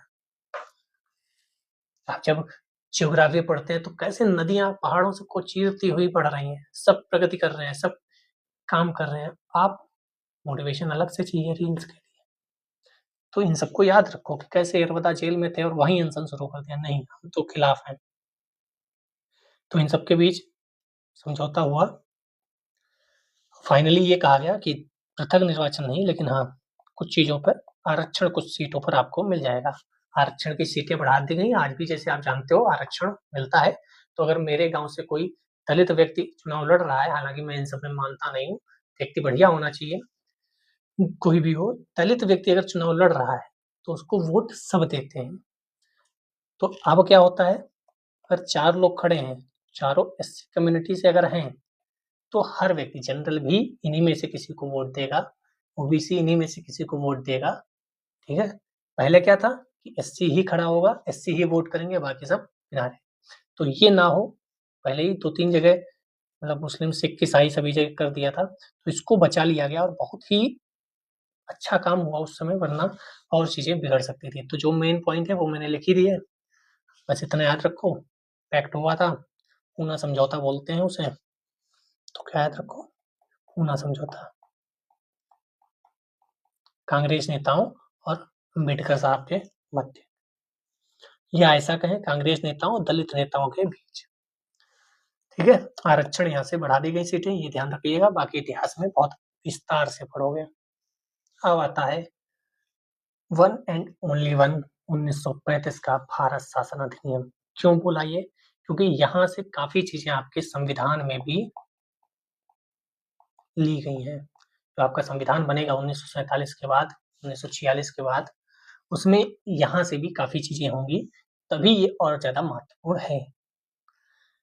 सबसे व्यापक और सबसे महत्वपूर्ण अधिनियम, जिस पर भारत का संविधान सबसे अधिक आधारित है, जो मैंने बोला संविधान जो अपना बना है, उसमें यहाँ से काफ़ी चीज़ें उठाई गई हैं। तो प्रमुख विशेषताएँ कुछ लिखी हुई हैं और कुछ हम लिखाएँगे आपको, बहुत इम्पोर्टेंट है, ध्यान से पढ़ना। तो सबसे पहले आपको देखना होगा संघीय ढांचा, फेडरेशन ऑफ इंडिया। इसके लिए ऑल इंडिया फेडरेशन बनाने का प्रावधान किया गया, लेकिन ये लागू नहीं हो पाया। कई चीज़ें लागू नहीं हुई थी, अभी हम बात करेंगे एक-एक करके। तो इन्होंने क्या किया, अखिल भारतीय संघ यानी कि ऑल इंडिया फेडरेशन की स्थापना करने की बात की गई। अब ये क्या था, इसमें राज्य और रियासतों को एक इकाई की तरह माना गया। जैसे अभी तक आप देख रहे थे, कुछ जगह पर ब्रिटिश सरकार का शासन था, लेकिन कुछ जगह पर रियासतें थीं, राजा महाराजा थे, वहाँ उन्हें स्वायत्तता थोड़ी बहुत दी गई थी। तो अब क्या किया गया, पूरे क्षेत्र को एक में लाने का प्रयास किया गया। ऑल इंडिया फेडरेशन, संघ बनाने का काम करने की कोशिश की गई कि संघ बनाओ, संघ। अधिनियम में केंद्र और इकाइयों के बीच 3 सूचियाँ बनाई गई। अभी हम पीछे देख कर आए थे संघीय सूची और राज्य सूची, यहाँ 3 सूचियाँ आई। कौन-कौन सी? एक संघीय जो वर्तमान में चल रही है, एक राज्य सूची जो वर्तमान में चल रही है और एक संवर्ती सूची जो वर्तमान में चल रही है। ये अभी भी चल रही हैं और अवशिष्ट शक्तियाँ जो थीं, मतलब इसके अलावा अगर कोई शक्ति बच गई है, तो वह अवशिष्ट शक्तियाँ किसको दी गईं? उस समय कौन था? उस समय था वायसराय। तो अवशिष्ट शक्तियाँ वायसराय को दी गई। वर्तमान में अवशिष्ट शक्तियाँ संसद को, केंद्र सरकार के पास है। अवशिष्ट शक्तियाँ मतलब जो इसमें लिखी नहीं गई हैं। कुछ ऐसी चीज़ें हैं ना, जो संघीय सूची, राज्य सूची, संवर्ती सूची में अभी नहीं है। कोई एकदम से नई चीज़ आ जाए, तो जो भी नई चीज़ आएगी वह अवशिष्ट शक्तियों के अंतर्गत रखी जाएगी। हालाँकि संघीय व्यवस्था की बात करें तो ये संघीय ढांचा कभी लागू हो नहीं पाया, क्योंकि रियासतों ने इसमें शामिल होने से इनकार कर दिया। रियासतों ने कहा हम भैया शामिल नहीं होंगे, हम जैसे हैं वैसे ही ठीक चल रहे हैं। प्रांतों में जो द्वैत शासन था, प्रांतीय व्यवस्था में जो द्वैत शासन था, उस द्वैत शासन को क्या कर दिया गया, समाप्त कर दिया गया। द्वैत शासन जो चल रहा था ना, कुछ आरक्षित विषय थे, कुछ रिजर्व विषय थे, मंत्री बने थे भारतीय लोग, उसको समाप्त कर दिया गया। अब यहाँ पर उत्तरदायित्व वाली, स्वायत्तता वाली सरकार बन गई। कैसी सरकार बन गई? प्रांतों में स्वायत्तता। अब उन्हें स्वायत्तता थी कि वह अपनी सरकार चलाएं। उत्तरदायित्व वाली सरकार बन गई। अब गवर्नर, वहाँ जो लोग हैं उनके हिसाब से, यानी कि जो मंत्री हैं उनके हिसाब से गवर्नर को काम करना आवश्यक था। गवर्नर को राज्य विधान परिषदों के लिए उत्तरदायी मंत्रियों की सलाह पर काम करना आवश्यकता। अब उत्तरदायी सरकार बनी, मंत्री अब अलग-अलग नहीं होंगे, आरक्षित विषय अलग, हस्तांतरित अलग, ऐसा कुछ नहीं होगा। पूर्णतः स्वायत्तता दी गई। पूर्णतः का मतलब केंद्र अभी भी पावर में तो है ही, लेकिन स्वायत्तता बढ़ा दी गई है और वह अपने क्षेत्र में काम कर सकते हैं। ठीक है, दायरे में रहेंगे, लिमिटेशन तो होंगे, लेकिन बाकी बहुत ज्यादा चीजें मिल गई थी। चुनाव होते हैं तो 1937 में यह व्यवस्था शुरू होती है। कब शुरू होती है? 1937 में। चुनाव होगा तभी तो चुनकर आएंगे मंत्री, लेकिन 1939 तक ही चलती है। 1939 में ये खत्म हो जाती है। क्यों? क्योंकि आप जानते हैं वर्ल्ड वार द्वितीय के चक्कर में, इतिहास पढ़ा होगा तो वहां से सीखा होगा, द्वितीय वर्ल्ड वार जो हो रहा था, उस शुरू हो रहा था, उसके चक्कर में हमारे यहाँ के जो भी लोग थे उन लोगों ने सरकारों से इस्तीफा दे दिया कि हम नहीं रहेंगे सरकार में। इसीलिए ये 1937 में शुरू हुई और 1939 में खत्म हो गई सरकार। यहाँ पर कांग्रेस ने बहुत बढ़िया काम किया था, मतलब चुनाव बहुत जगह जीती थी, बहुत जगह कांग्रेस की सरकार बनी थी। तो ये 1939 में इस्तीफा दे देते हैं सब लोग, तो ये समाप्त हो जाती है। कुछ सदनों में, सॉरी, कुछ राज्यों में, कुछ प्रांतों में द्विसदनीय व्यवस्था पे विधायिका शुरू हुई। जैसे अभी हम पीछे पढ़ के आए थे, केंद्र में द्विसदनीय आई थी, लोकसभा और राज्यसभा। अब यहाँ कुछ जगह हैं जहाँ विधानसभा और विधान परिषद बनना शुरू होगी। द्विसदनीय विधायिका। उस समय 11 राज्य हुआ करते थे, तो 6 राज्यों में द्विसदनीय विधायिका शुरू हो गई थी। कौन कौन 6 राज्य होंगे बड़े बड़े, आपको पता है? पहला तो बंगाल ही होगा, क्योंकि बंगाल तो चल ही रहा था बड़ा। फिर आपका बॉम्बे भी होगा, बॉम्बे उस समय बड़ा था। मद्रास होगा। ये 3 तो आप सुनते हुए आ रहे हो बहुत देर से। और कौन थे? तो बंगाल से अलग होकर आप कह सकते हो बिहार, बंगाल से ही अलग होकर आप कह सकते हो असम, और आप एक कह सकते हो यूपी, यूनाइटेड प्रोविंसेस, यानी कि संयुक्त प्रांत। तो ये 6 जगह थी जहां द्विसदनीय विधायिका शुरू हो गई, जहां विधानसभा विधान परिषद आप कह सकते हो बन गई। हालांकि कई प्रतिबंध भी थे, एकदम से आज की तरह माहौल नहीं हो गया, लेकिन हाँ, केंद्र में लोकसभा राज्यसभा बन गई पहले, और अब द्विसदनीय विधायिका कुछ राज्यों में। राज्यों के नाम याद रखिएगा, बंगाल, बिहार, बॉम्बे, 3 तो बीबीबी वाले हैं, मद्रास, असम, यूपी। ठीक है, इमेजिनेशन करना चाहो तो इमेजिनेशन बना लो। बिहार में ही बिहार, बंगाल और असम, ये तो पहले बिहार, बंगाल, असम, ये सब बंगाल के ही उसमें आते थे। यहाँ पर यूपी कर लो, यहाँ पे बॉम्बे कर लो, यहाँ पे मद्रास कर लो। ठीक है, चलिए अब क्या हुआ आगे? फेडरल कोर्ट की स्थापना, ये भी बहुत महत्वपूर्ण है। आप यहाँ पे देख रहे होंगे फेडरल कोर्ट। फेडरल कोर्ट मतलब संघीय न्यायालय की स्थापना हुई 1937 में। ये भी बहुत इंपॉर्टेंट है, संघीय न्यायालय। अब संघीय न्यायालय बन गया, संघीय, संघ का, पूरे देश का न्यायालय कह सकते हैं। पहले जो सर्वोच्च न्यायालय बना था, वो सर्वोच्च न्यायालय आज की तरह सर्वोच्च न्यायालय नहीं था पूरे देश का, वह बंगाल के क्षेत्र में था। ये संघीय न्यायालय बना पूरे भारत के लिए। ठीक है, और इसमें क्या हुआ? अभी हम यूपीएससी देख कर आए थे, यहाँ पर पीसीएस, पीएससी, यानी कि स्टेट में भी जो राज्य लोक सेवा आयोग होते हैं, उनके भी गठन की बात शुरू हो गई, उनकी भी स्थापना हो गई।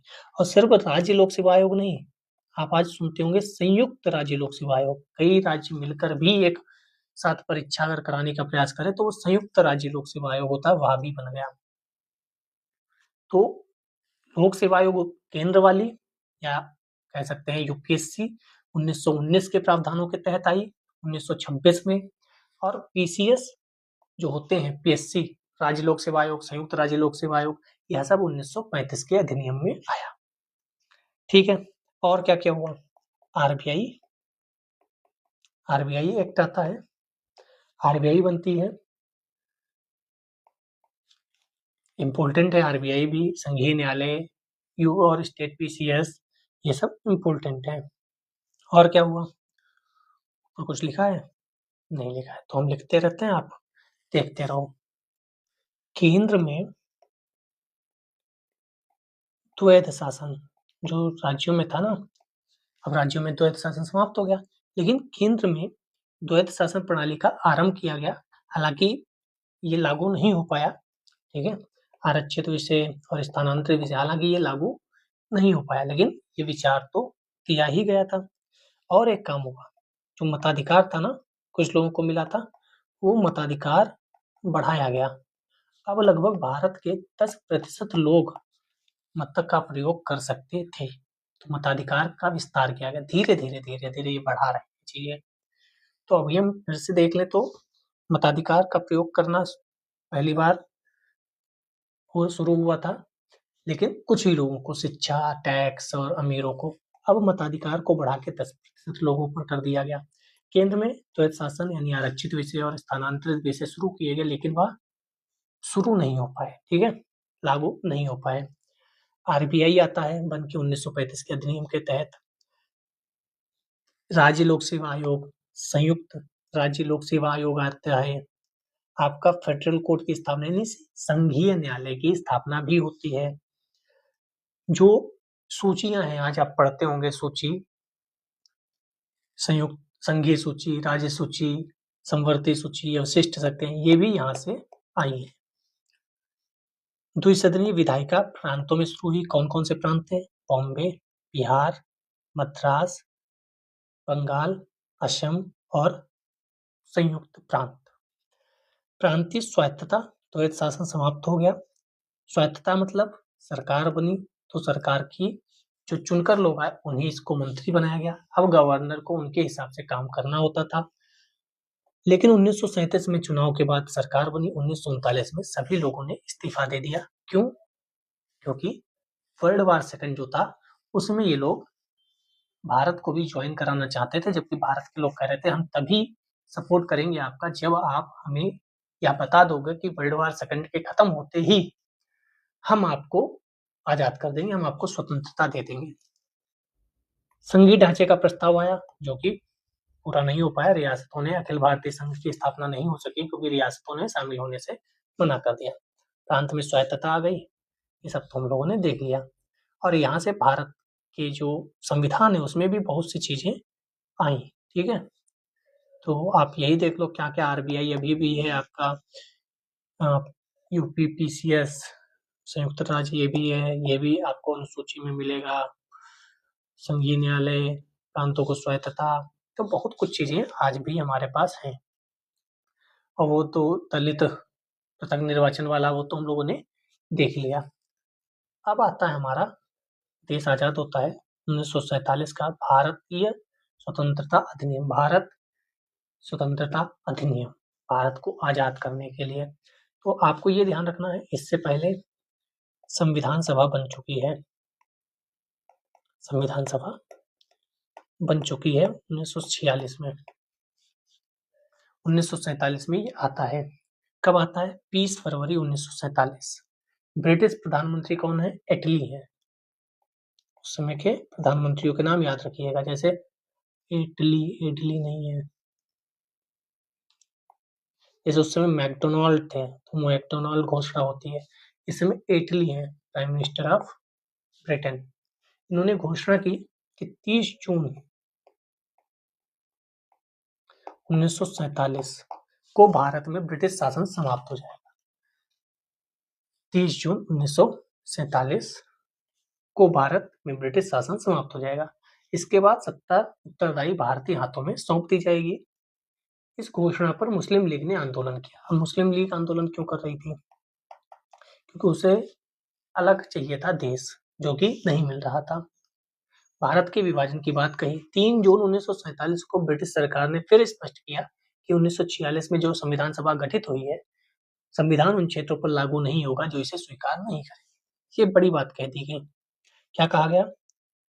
संविधान जो बन रहा है वह उन क्षेत्रों पर लागू नहीं होगा जो इसे स्वीकार नहीं करेंगे। मतलब आप कहना क्या चाह रहे हो? आप ये चाह रहे हो कहना कि संविधान पूरे भारत का बनेगा लेकिन स्वतंत्र है व्यक्ति, हम नहीं मानते, तो ऐसे कैसे सरकार चलेगी, ऐसे कैसे शासन चलेगा, ऐसे कैसे देश चलेगा? संविधान सभा द्वारा बनाया गया संविधान उन क्षेत्रों पर लागू नहीं होगा जो इसे स्वीकार नहीं करेंगे। जैसे कोई रियासत है नहीं स्वीकार कर रही, तो भाई ये आप देश तोड़ने का काम कर रहे हो कि देश बनाने का? तो एक तरफ ये दो राष्ट्र की भी बात स्वीकार नहीं कर रहे थे, मुस्लिम लीग भी गुस्सा थी, और ये अलग से पेच फंसा दिए कि जो ना स्वीकार करे वो नहीं भी स्वीकार कर सकता है, तो अलग से भी एक कहानी। 3 जून 1947 को वायसराय थे माउंटबेटन, उन्होंने विभाजन की योजना पेश कर दी, क्योंकि ये समझ गए थे कि अब कहानी ऐसे बनने वाली नहीं है, विभाजन तो होना ही है। तो विभाजन की योजना माउंटबेटन पेश करते हैं। कौन आता है? माउंटबेटन, क्योंकि इसे पता था कि अब कहानी सुधरने वाली नहीं है, क्योंकि मुस्लिम लीग काफी तांडव मचा रही थी, ठीक है, तो लोगों को लगा इससे बढ़िया है कि विभाजन कर ही दो, कम से कम जितना क्षेत्र है उस पे ही शांति से काम हो जाएगा। इस योजना को मुस्लिम लीग, क्योंकि मुस्लिम लीग तो चाहती थी कि अलग हो, इसने भी स्वीकार कर लिया, और ना चाहते हुए भी कांग्रेस को भी स्वीकार करना पड़ा, क्योंकि कोई चारा नहीं था, इतना सब कहानी घटित हो रही थी, कुछ कहने को नहीं। इस वजह से फिर 1947 में भारतीय स्वतंत्रता अधिनियम आता है। अब इसकी विशेषताएं क्या क्या है? तो पहले तो ब्रिटिश संसद ने भारत को पूर्ण स्वतंत्रता दे दी, ये ध्यान रखिएगा, पूर्ण स्वतंत्रता दे दी, पहली बात, सबसे इम्पोर्टेंट तो यही है। भारत और पाकिस्तान दो डोमिनियन बन गए। ब्रिटिश अधीनता का अंत हुआ, भारत की संविधान सभा को संविधान बनाने का पूर्ण अधिकार मिल गया। तो संविधान सभा ही मेन करता धरता है, कह सकते हो। गवर्नर जनरल अब ब्रिटिश सरकार नहीं, बल्कि भारतीय मंत्रिपरिषद की सलाह पर कार्य करेगा। अब एकदम से तो हट नहीं सकता था, तो कहा गया कि भारतीय मंत्रिपरिषद जो कहेगी वही गवर्नर जनरल कर देगा। पाकिस्तान में बड़े लोग थे, मतलब ज्यादा समझदार थे, तभी ऐसी हालत है आज पाकिस्तान की। उन समझदारों ने क्या किया, माउंटबेटन को किनारे कर दिया, कैसा है, आप निकल लो, हम आपको नहीं रखते। हमारे यहाँ के कुछ लोग उनसे ज्यादा समझदार थे, तो हमारे लोगों ने कहा कि आप गवर्नर जनरल बने रहिए, जब तक हम नया गवर्नर जनरल नहीं बना लेते आप बने रहिए। माउंटबेटन को ये लगा था कि हम दोनों जगह के गवर्नर जनरल होंगे, बाकायदा चीजें संभालेंगे और अच्छे से ये सही हो जाएंगे। इन मौके पर उसे धोखा मिल गया पाकिस्तान की तरफ से कि आप निकलो, हम तो अपना देश संभाल लेंगे। तो ये भी एक बहुत बड़ी खतरनाक चीज थी कि एकदम से अब जो पहले से चला रहा है ना प्रशासन, उसको सारी सेना और सब उसके अंडर में है, उसे पता है कैसे क्या करना है, कौन कहाँ है। एकदम से आप स्थानांतरित कर दो, कौन कहाँ आर्मी का आदमी है, कौन कहाँ पुलिस का इंस्पेक्टर है, कैसे पता होगा आपको? तो धीरे धीरे चीजें स्थानांतरित होंगी ना। हमारे यहाँ के समझदार लोग थे, वो मूर्ख लोग समझ ही नहीं पाए। उन्होंने, अब कितना सब हुआ, आप इतिहास में पढ़ोगे कितनी खतरनाक चीजें हुई। तो भारत स्वतंत्र हुआ, और स्वतंत्र ही नहीं हुआ बल्कि संप्रभु हुआ। अब हमें क्या निर्णय लेना है ये हम डिसाइड करेंगे, कोई और डिसाइड नहीं करेगा। एक ब्रिटिश राष्ट्रमंडल भी होता था, आप इतिहास में पढ़ोगे, इससे भी आप स्वतंत्र हो सकते थे। राष्ट्रमंडल मतलब वह देश जो ब्रिटिश के अंडर में थे किसी जमाने में, जो स्वतंत्र हो चुके हैं, उनका एक था। वायसराय का पद समाप्त हो गया, उसके स्थान पर गवर्नर जनरल, आपने देखा होगा ना यहाँ ऊपर, सर वायसराय थे तो ये गवर्नर जनरल कहाँ से आ गए? तो वायसराय कौन थे? वायसराय थे क्राउन जो ब्रिटिश में था उसके न्यासी। अब जब क्राउन ही नहीं है, अब ब्रिटिश सरकार की सत्ता ही नहीं है, तो वायसराय भी नहीं होगा, तो अब क्या बना? गवर्नर जनरल बना दिया गया। तो भारत का प्रथम गवर्नर जनरल कौन? तो भारत का प्रथम governor general Mountbatten. Bharat का अंतिम वायसराय कौन? तो माउंट बेटन। तो अंतिम वायसराय माउंट बेटन प्रथम गवर्नर जनरल बन जाता है, स्वतंत्र भारत का प्रथम गवर्नर जनरल। सर इसको ऐसे लिखें, स्वतंत्र भारत का प्रथम गवर्नर जनरल माउंट बेटन बनता है। और ये क्या करता, ये जो भी कैबिनेट की सिफारिश थी, जो यहाँ के मंत्रिपरिषद की बात होगी, वही सब मानेगा, अपना कुछ नहीं करेगा,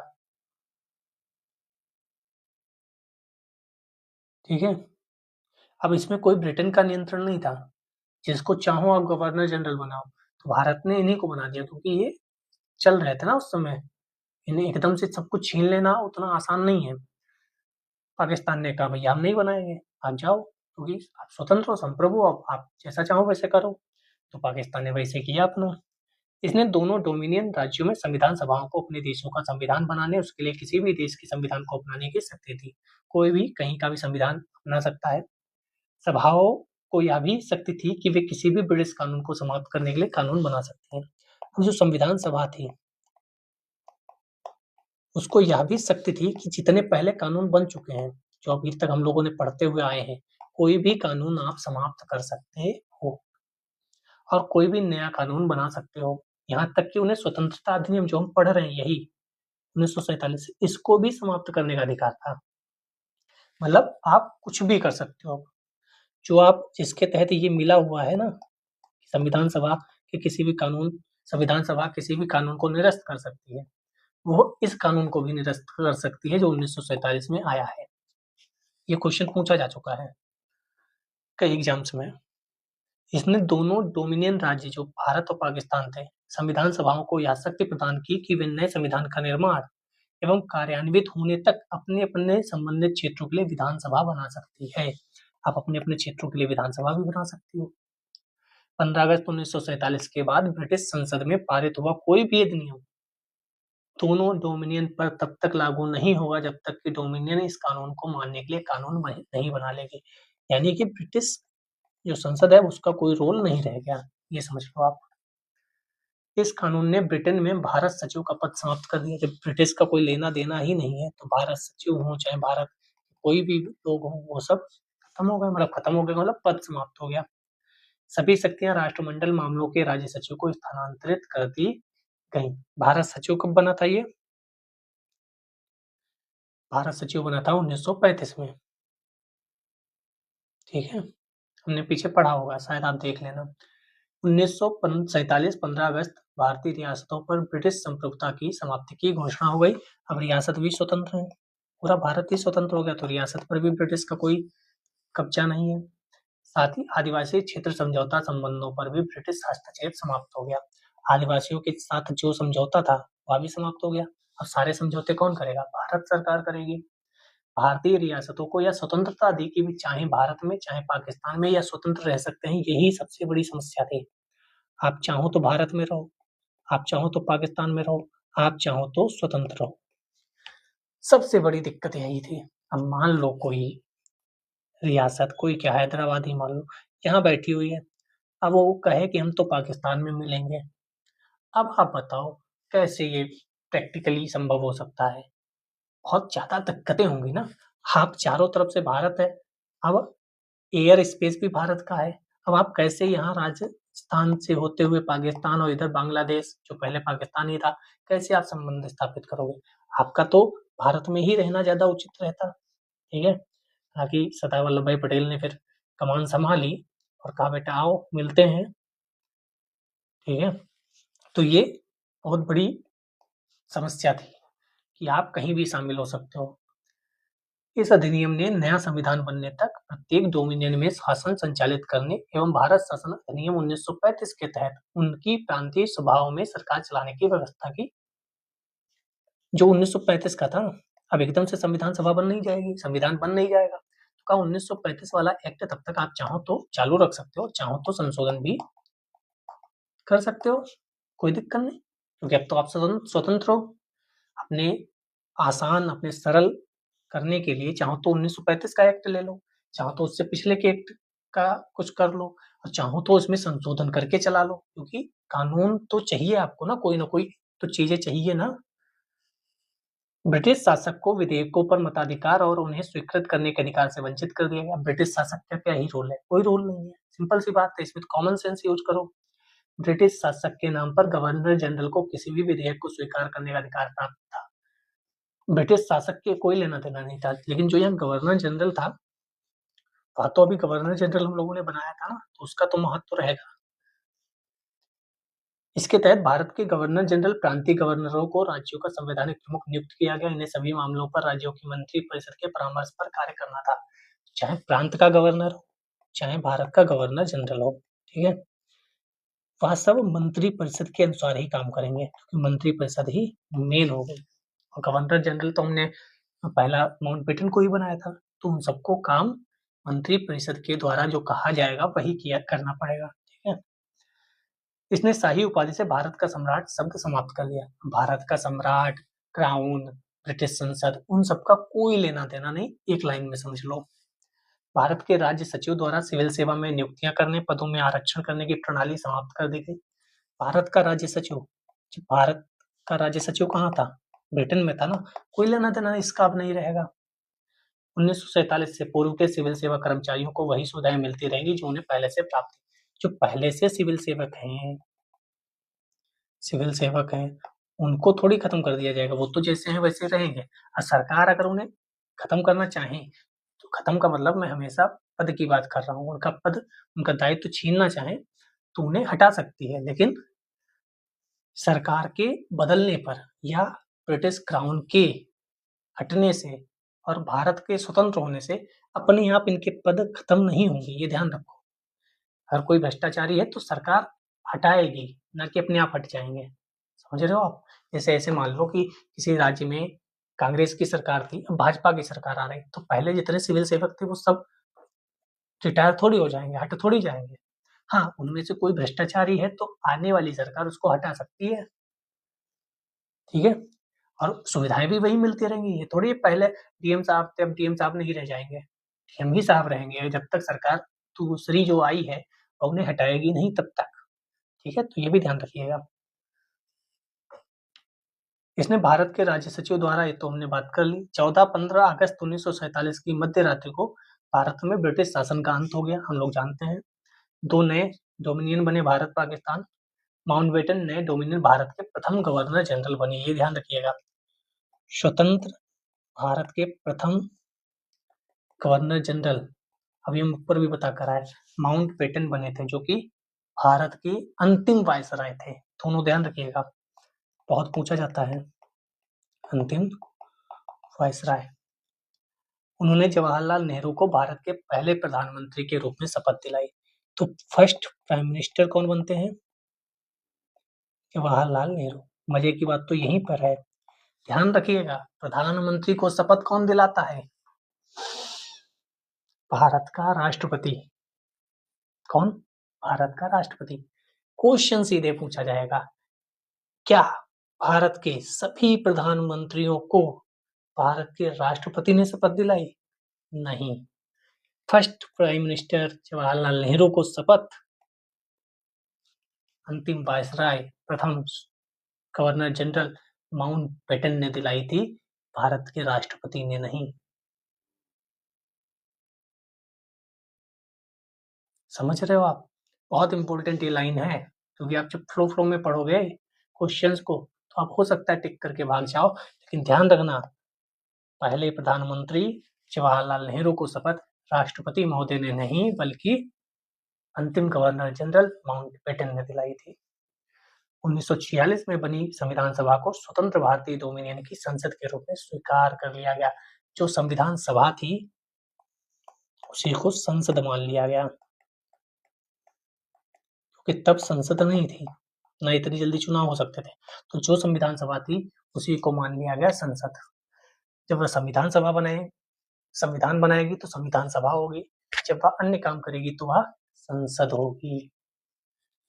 समझ रहे हो आप?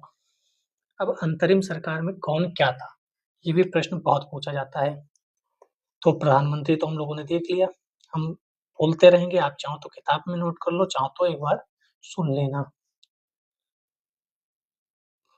2-3 बहुत इंपॉर्टेंट है, वो भी मैं बता दूंगा। तो पहले तो प्राइम मिनिस्टर जवाहरलाल नेहरू थे, ये विदेश मामले देख रहे थे, परिषद के उपाध्यक्ष थे, ठीक है, क्योंकि परिषद में गवर्नर जनरल ही अभी अध्यक्ष था। ये क्या थे अंतरिम सरकार में? देखो फिर से सुनो, अंतरिम सरकार 1946 में बन गई थी और स्वतंत्र भारत का पहला मंत्रिमंडल 1947 में आजाद होने के बाद, स्वतंत्र होने के बाद बना।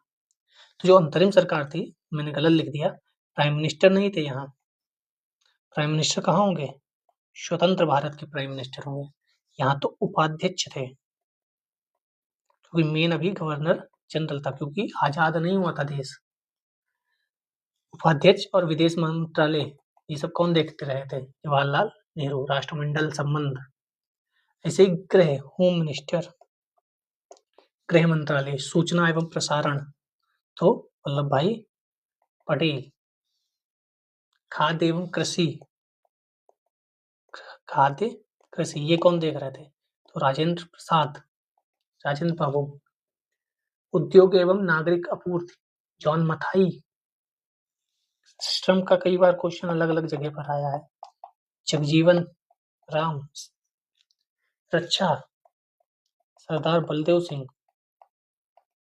ये भी क्वेश्चन पूछा गया है कई बार। कार्य, खान, ऊर्जा, CH भाभा।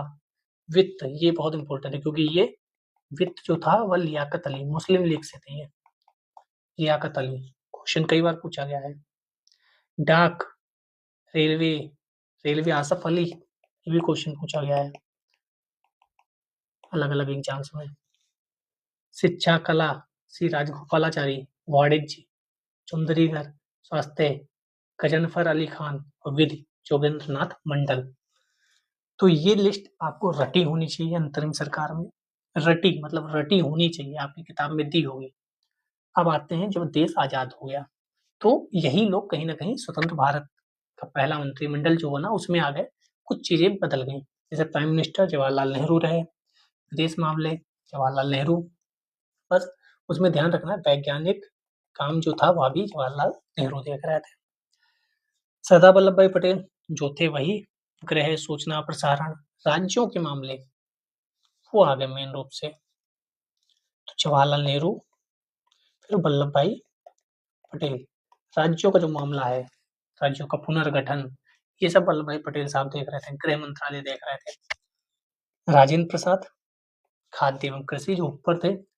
एक बहुत पूछा जाता है, मौलाना अबुल कलाम आजाद, ये शिक्षा मंत्रालय देख रहे थे। और ये वही हैं जो सबसे कम उम्र के कांग्रेस के अध्यक्ष बनते हैं। ये वही हैं जो कांग्रेस के सबसे ज्यादा समय तक अध्यक्ष बनते हैं 1947 से पहले। पूछा जाता है क्वेश्चन। एक और नाम बहुत इंपॉर्टेंट आता है अंबेडकर साहब का।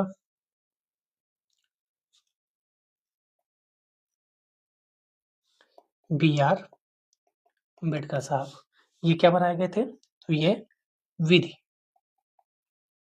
मंत्रालय इनके पास था। अब मुस्लिम लीग तो चली गई, तो वित्त जो उनके लियाकत अली के पास था वो तो खाली हो गया, तो वहां पर शेट्टी साहब को बना दिया गया।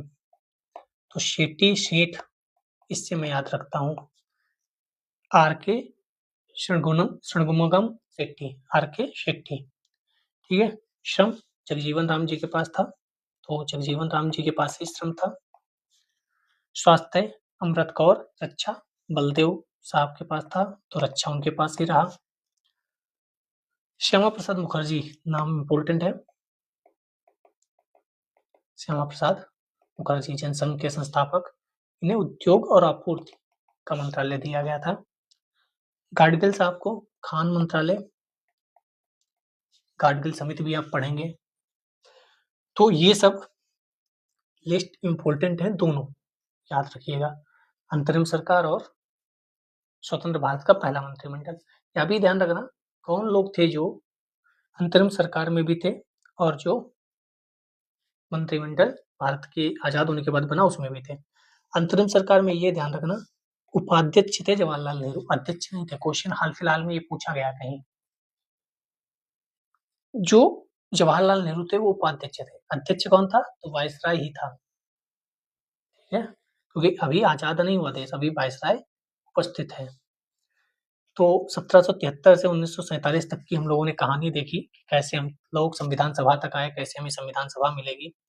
कई तत्व आज भी हैं। संसदीय प्रणाली हम लोगों ने ब्रिटिशर्स से ही ली है, कानून का शासन ब्रिटिशर्स से लिया, एकल नागरिकता। आप USA में देखोगे, अमेरिका में राज्यों की अलग नागरिकता है और केंद्र की अलग है। अपने यहाँ ऐसा नहीं है, अपन भारत के नागरिक हैं, किसी राज्य के नागरिक नहीं है। ठीक है, हमारे एकल नागरिकता, पूरे देश की एकल नागरिकता। न्यायपालिका की संरचना हम लोगों ने इन्हीं से ली है। अगर आप पॉलिटी का 11th क्लास की NCERT देखते रहोगे तो और बेहतर होगा। हम करा रहे हैं, आप उसको ज्वाइन कर सकते हो, प्लेलिस्ट है। और आप PYQ अवश्य देखो। ठीक है? आज समय ज़्यादा हो गया तो मुझे लगता है कि क्वेश्चन आज रहने देते हैं। जो हम पीवाईक्यू आप देख सकते हो उसको देखो, बात को आप कहोगे तो हम क्वेश्चन इसके बाद 10 क्वेश्चन लगा दिया करेंगे, ठीक है? और एक चैप्टर एक दिन में भी करने का प्रयास करेंगे जैसा आप लोग कमेंट करोगे। अपने सुझाव अवश्य दीजिए जिससे और बेहतर किया जा सके। बाकी ये काम आपका है। Thank you. जय हिंद, जय भारत।